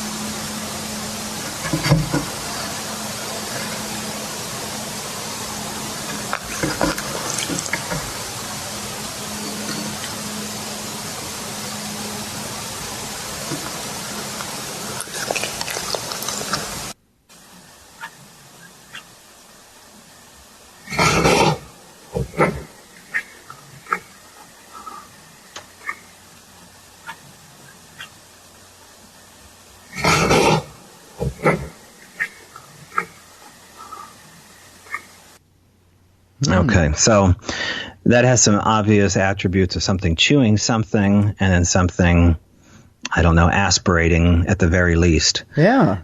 So we started to look around the trailer more often for things that happened, because at this point, I've already been sleeping there. I hear something approaching me at night in between work shifts. Whatever it is, extremely elusive. I can't catch it. It's hitting the side of the trailer. It's denting the back of the trailer. I can see where the rocks have hit it, but it sounds like things are happening all around the property while I'm there. I'm not able to catch it. We'd already had something run up behind us, around 11:30 at night, about 10 feet behind Daryl, which reminded me again of this property that I talked about earlier where I had something run behind me. And it was extremely large, and we couldn't see it. We should have been able to see it. It ran right behind Daryl as I was walking into the trailer and ran into the tree line where these blackberries I just found were headed to. So we started to collect more hair. We started to collect giant handprints on the bed of the truck. Daryl had a large, I believe, Dodge pickup truck, and periodically we would find what we would call firestones or agates or items left in the bed of his pickup truck. And near where these items were left, on one occasion, his bungee cord was ripped off the back of the bed of his pickup truck and thrown into the gravel. The whole property is surrounded by small gravel, large gravel everywhere. There's a little portion of lawn and a tree, but mostly gravel. So you should be able to hear things happen there. Mm-hmm. Well, when he found that his bungee cord had been ripped off the back of his pickup truck, we began to look around the pickup truck for things, and that's when we found these giant sausage-sized fingerprints, large, greasy fingerprints that had been drug up from the side of the driver's side. It looked like, actually, that whatever had done this was standing on the passenger side, reached over the cab of the pickup truck to the driver's side and was able to swing its fingers over and leave these beautiful fingerprints. Now, we documented everything, we had camera rolling all the time and audio going because we knew that people would find a lot of this too good to be true, especially to two guys, like us out in the country. And so everything was being recorded and documented and collected, including these large fingerprints. Things had hair attached to them. A lot of these greasy handprints would have reddish style Irish setter red or black hair attached to the fingerprints. And so we'd collect all those things. And then there was the moment where Daryl recorded clip number 7. So what you're going to hear is between a portion of his backyard, which was rather small, there was a 5-foot-tall deer fence, which is just a metal fence with wrought iron T-posts staked every 15 feet or something like that. And these T-posts would get bent. In fact, there was a time where 3 of these T-posts were bent down at a 20 or 30 degree angle. Now, to bend wrought iron steel down is something of, it takes a tremendous amount of pressure to do that. The interesting thing about these T-posts is once in a while there would be scat attached to the top of the T-post, i.e. fecal matter with hair in it, mm-hmm. or there would be stuff taken from Daryl's side of his yard and then sitting on the other side of the fence as though something was sucking the juice out of cherry tomatoes and just kind of sitting there. So he started to leave his recorder in that spot. And so what you're going to hear is something, now this is getting into the paranormal here. You're going to hear something pop into existence, in my opinion, land, and then start stomping towards this recorder around 12:30 at night on a summer night. It's going to verbalize and kind of bark all in the same breath. It's going to hit the fence, I believe, and then it's going to smell the air and walk away. Okay. So go ahead and play clip number 7. If the listeners can, if any of these sounds here, tweak the bass. Okay, so go ahead. I was going to just say, if the listeners want to appreciate the volume of the sound and actually feel the footsteps of what I believe is Bigfoot, I would ask them to turn up the bass a little bit here for this one. Okay, here we go. Here's clip number 7.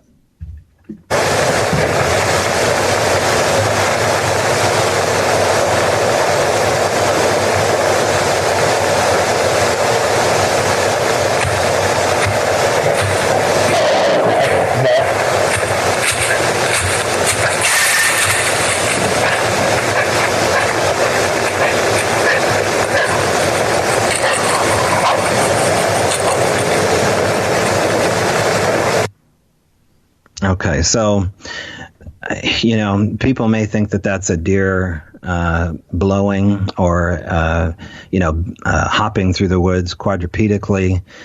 I don't have the luxury of disbelief at this point, where I'm at my third month having all this stuff happen. And, we're walking away with these giant handprints and all these interesting sounds and EVPs.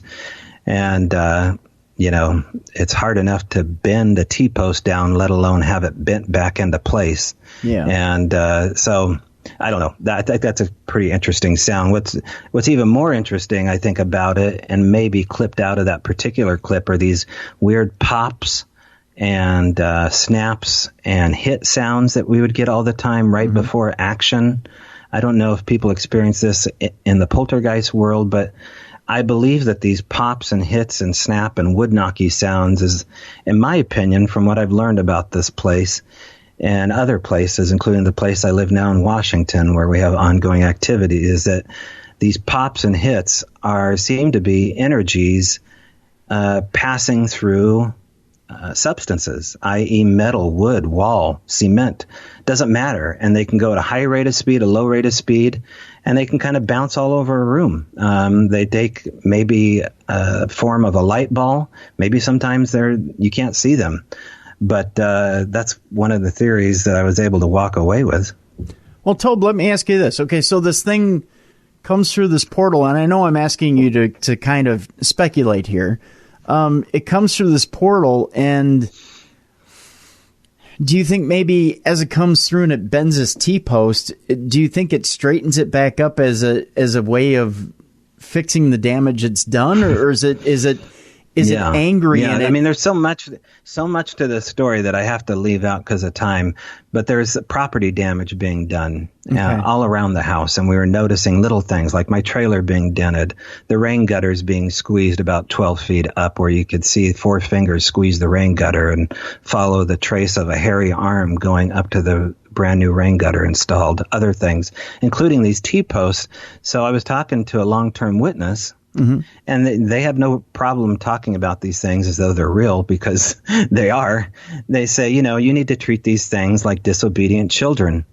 And I know it sounds crazy, but talk to the woods and tell them to knock this crap off. If they want to come around and visit, but you can't be causing damage.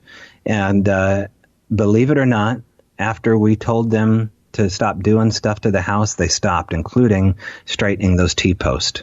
Really? And they straightened them up almost perfect. I mean, one of them was off a little bit, but it's hard enough to bend a T-post down, let alone to bring it back up to its 90-degree angle. And I know how this sounds to the listener, because I'm a listener too. I mean, if I didn't go back and look at some of the physical evidence that we were able to collect, including these knees and all the hair and the handprints, I'd be still saying, did it really happen that way?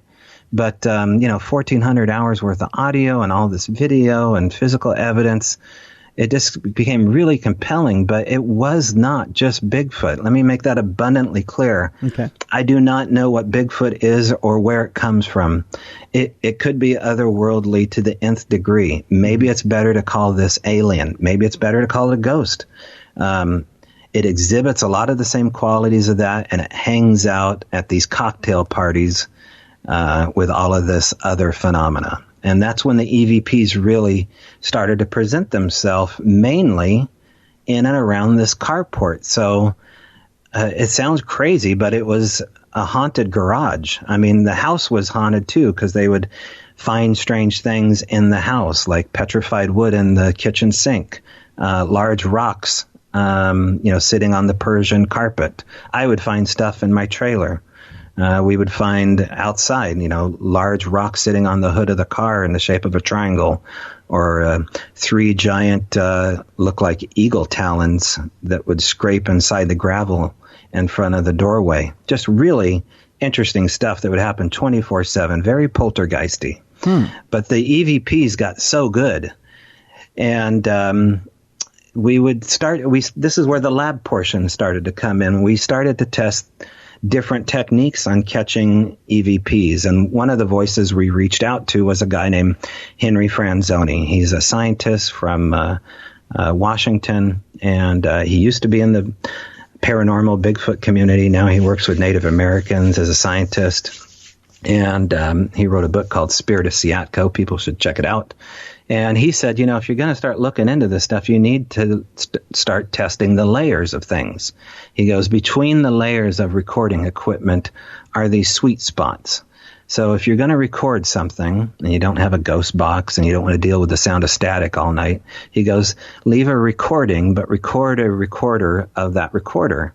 And if you want to really have some fun, it gets to be more work, but then start rolling video of the recorder while it's doing its thing, and then roll a recorder of the video and test those layers, because you won't hear this stuff with your own ear sometimes, most of the time. You'll catch it either on camera or audio. And he goes, you just have to find out where these layers are here. And since you have a camera and you have a recorder, leave out more of it and become, very disciplined with how you do this stuff, because it has to be married perfectly in order to understand it. That's when these bigger, louder EVPs started to come up. So let's play clip 8. All right, let's go to clip 8, and that's coming up now.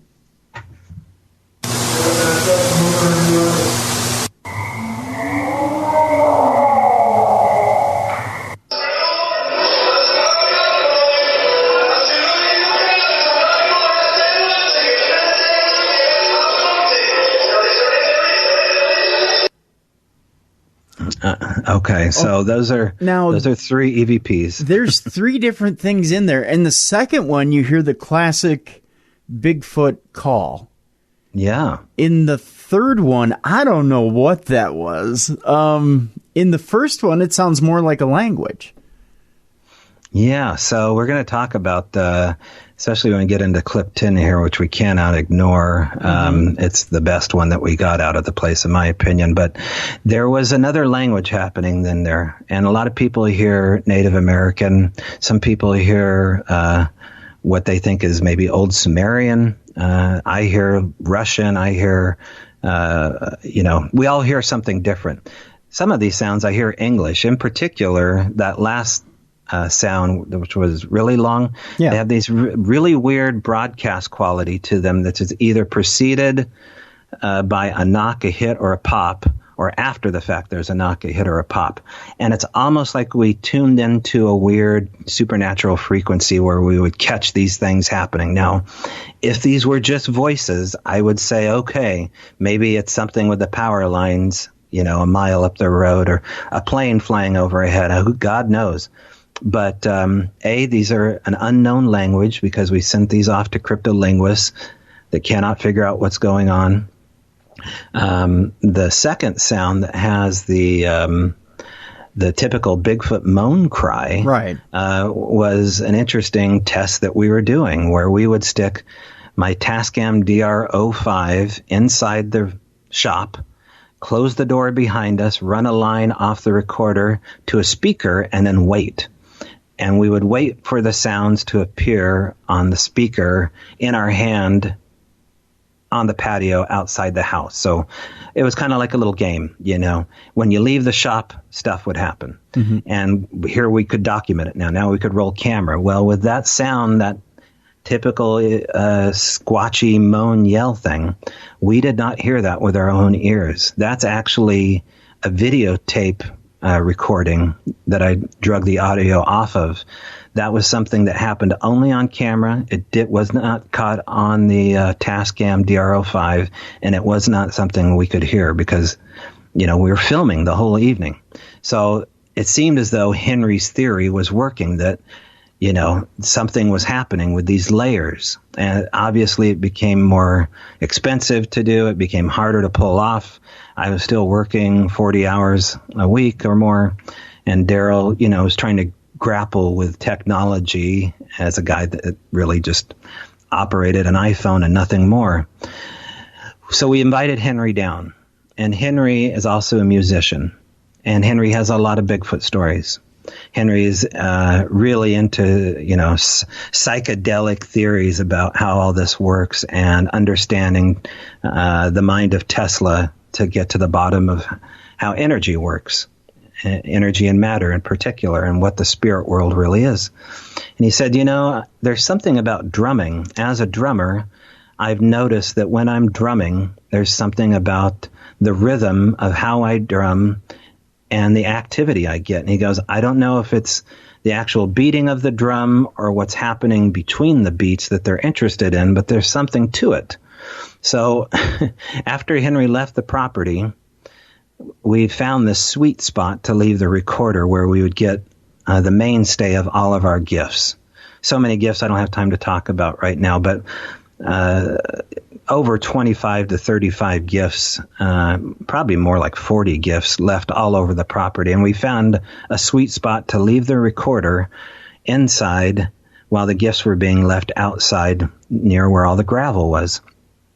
And one day after Henry left, we caught something pretty ingenious.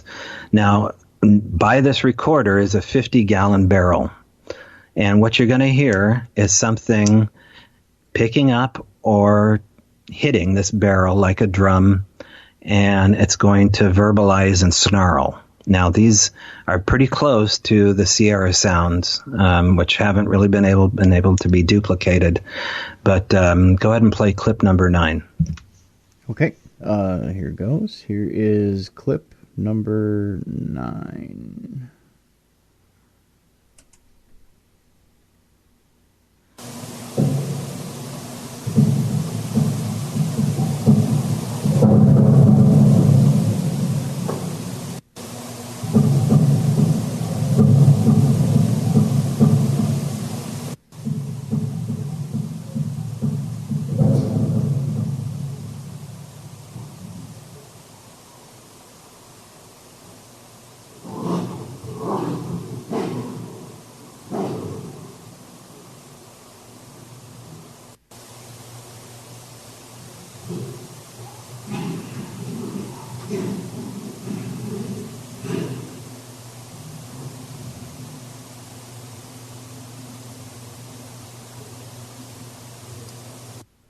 That is fascinating. Well, as a guy that listens to sounds all day and records sounds, Tim, I mean, you hear the volume in there and the vocal flexibility as well, don't you? Yeah, well, I hear of course you hear the pounding of the drum, but it's the guttural at the end that's the fascinating part to me. That's the part that gets me. It gets a lot of people, including it got the eyes and the ears of some of these people that believe that this can be explained through Newtonian science. Now, here I am bringing all of this incredible Bigfoot stuff, but no one really wants to look at it because it's got all this other ghosty UFO stuff in it, right? Mm-hmm. And they know very well I'm not going to shut up about any of it. So you kind of have to work cloak and dagger style with some of these guys to get them to look at it. But, I mean, that sound in particular there, when you see it on spectrogram on a program like Audacity, and you can see the vocal flexibility of what's going on there, never mind the fact that we never got drumming before. And here we have Henry talking about drumming. And yet again, something seems to be watching and learning from us. Now, to give an example, to really drive the point home about something watching, listening, I can't not bring up a moment where I was building this large Sasquatch structure for Ron Moorhead.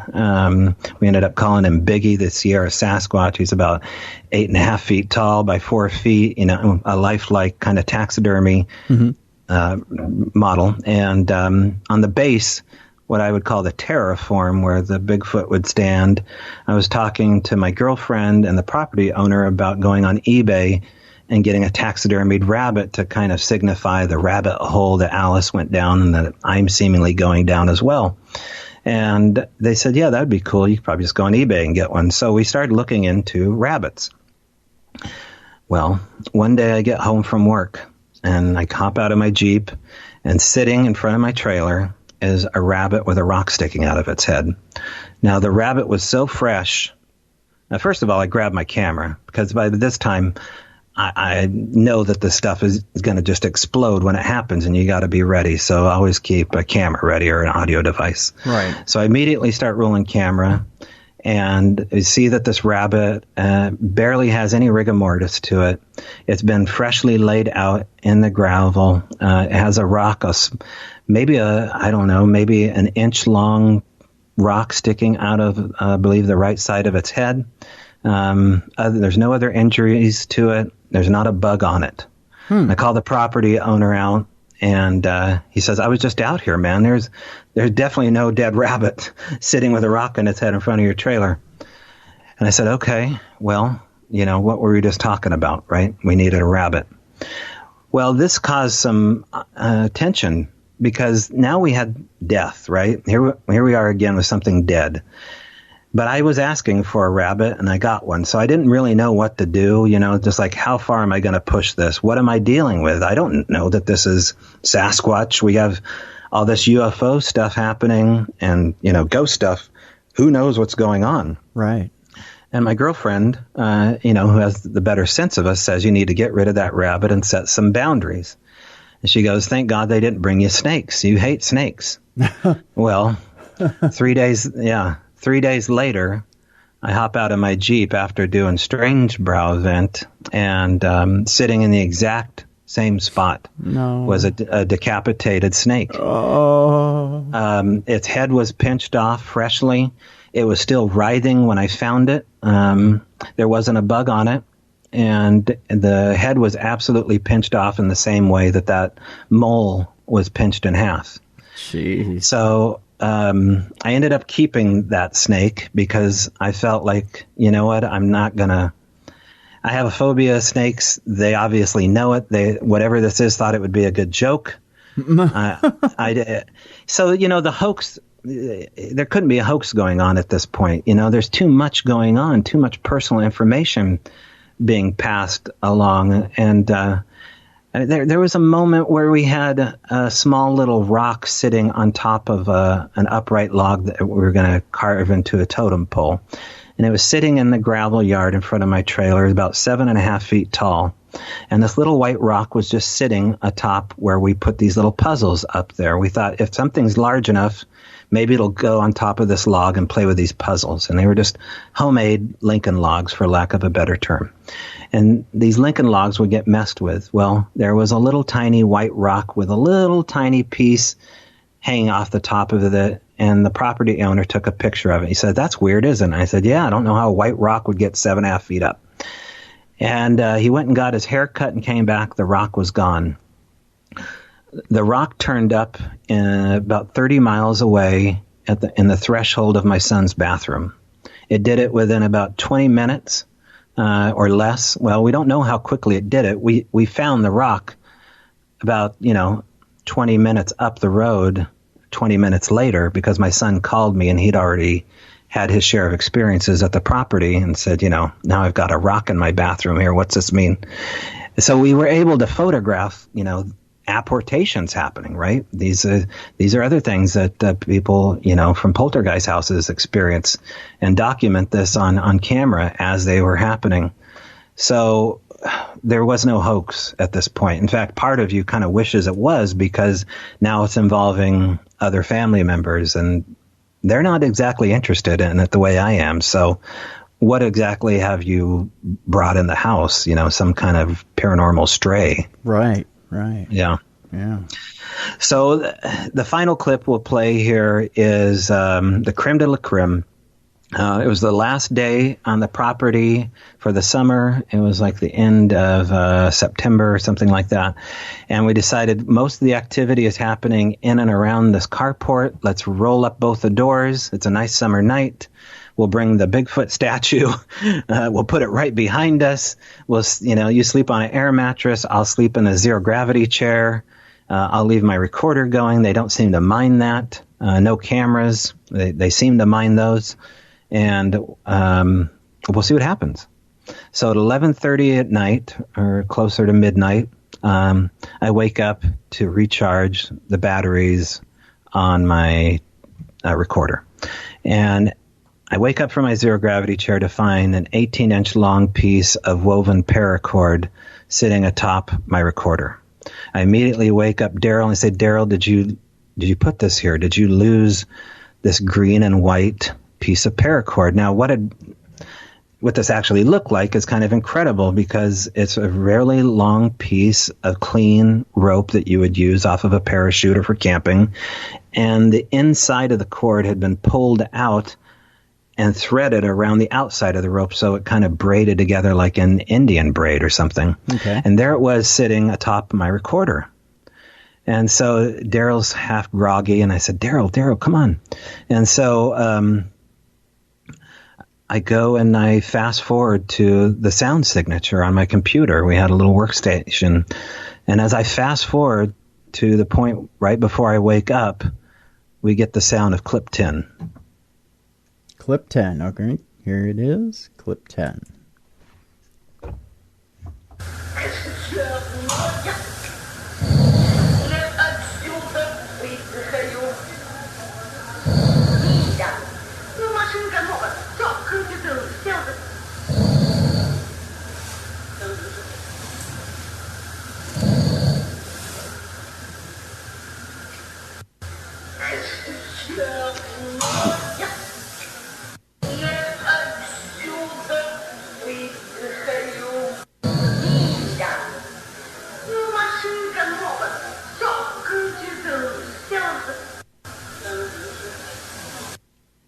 So that last little part was broken up phonetically between what I could only surmise is language by two or more females, and it was done right before that rope was set on the recorder, and it sounds like it's within the metal part of the carport. I don't know where it was exactly, but it was close enough to my recorder.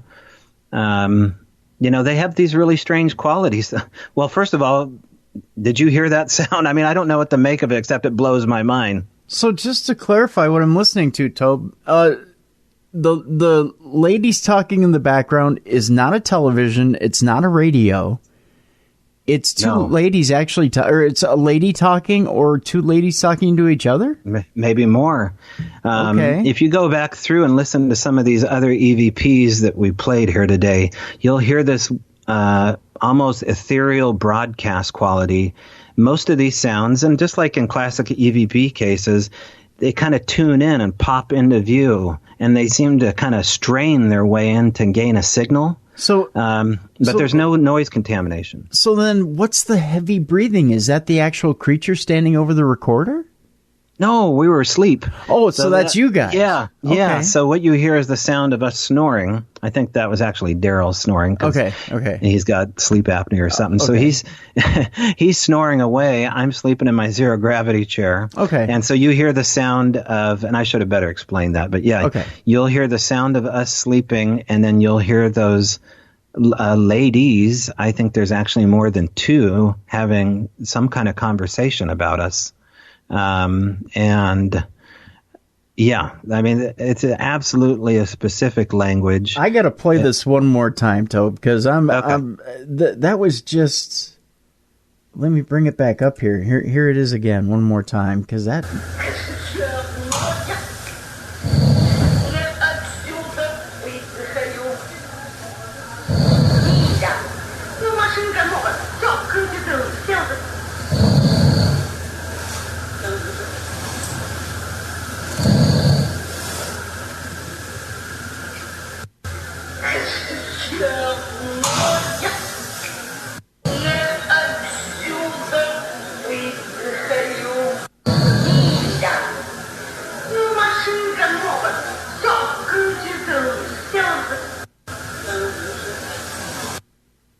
Okay, so this is just my this is just me at first blush as I'm listening to it. But you hear a bang twice, okay? But you hear the bang after what I interpret as the word stupid.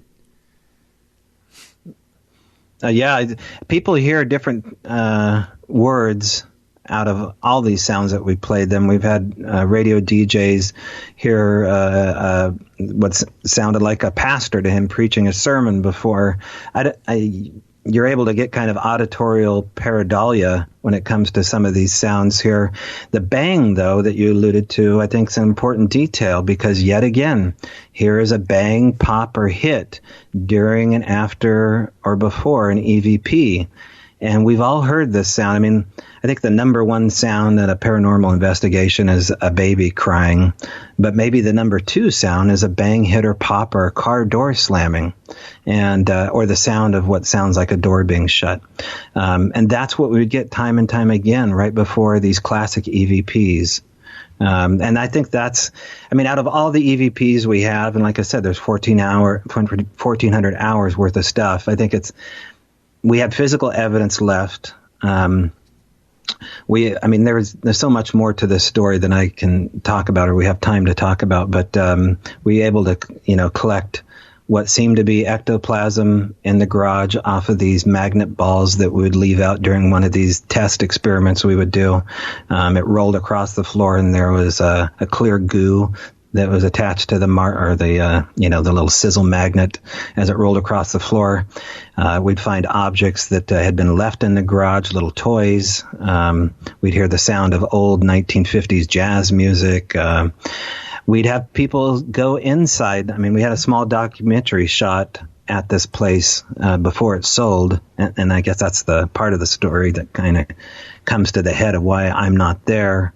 There's a lot of reasons why I'm not there, but one of the reasons is the place that sold. Eventually, the property owners moved out of it only because they needed the money, and they ended up selling it to a group of science fiction authors that I can't think of more appropriate people to own this house than a couple of science fiction buffs. But anyway, when it comes to those sounds there, any of these sounds here to the audience, I encourage them to look them up and get back to me, because that's why I'm playing them, to understand what's going on here better. I've got nothing to hide.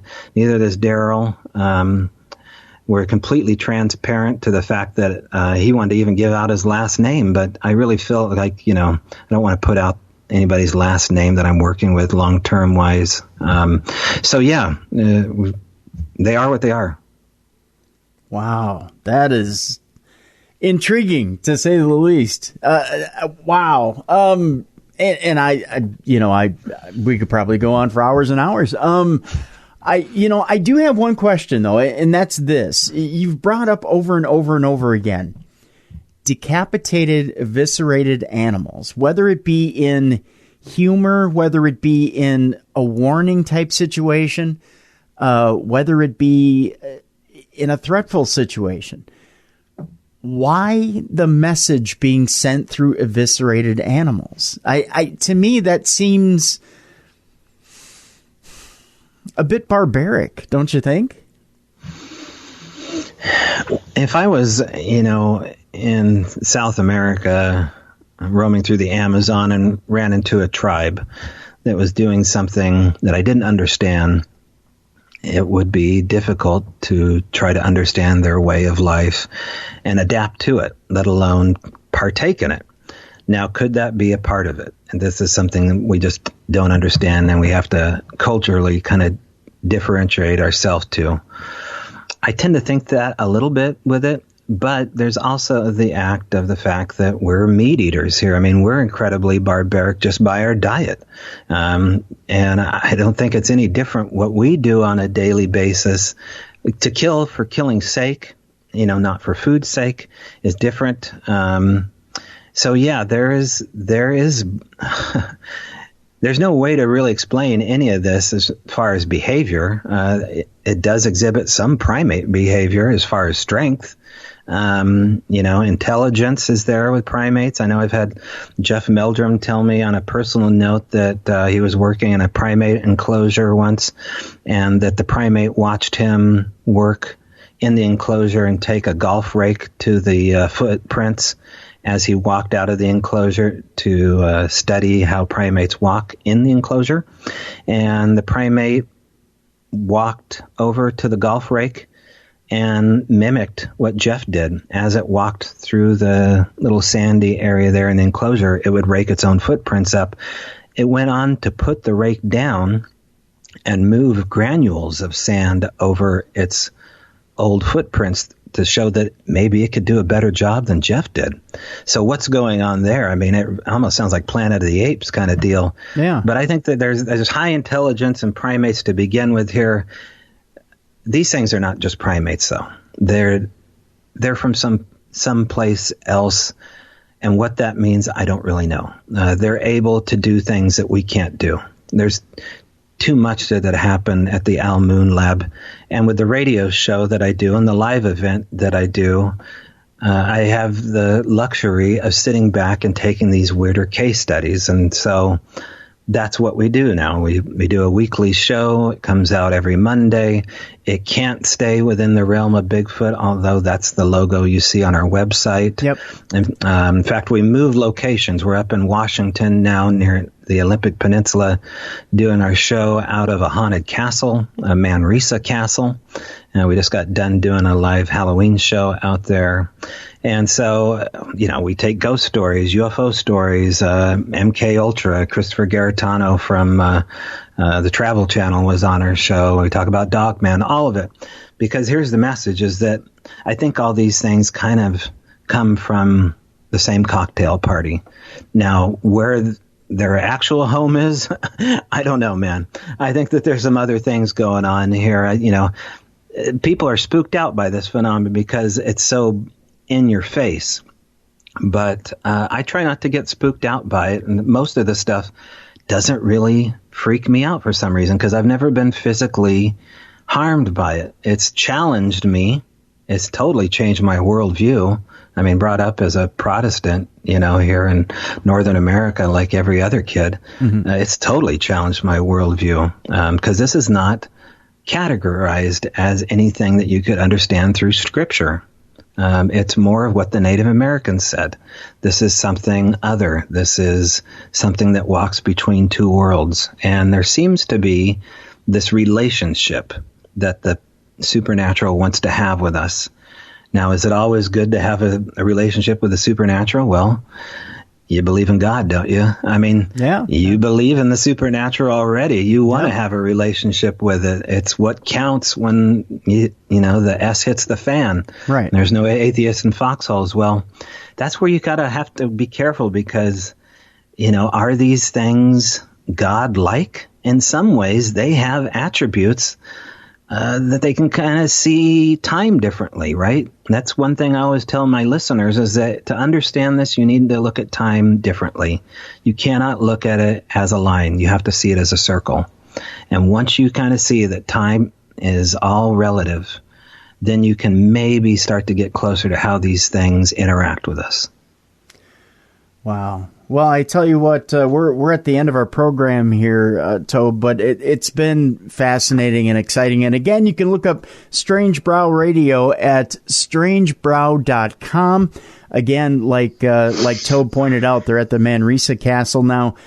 You can get details on how you can join the podcast live, how you can listen live.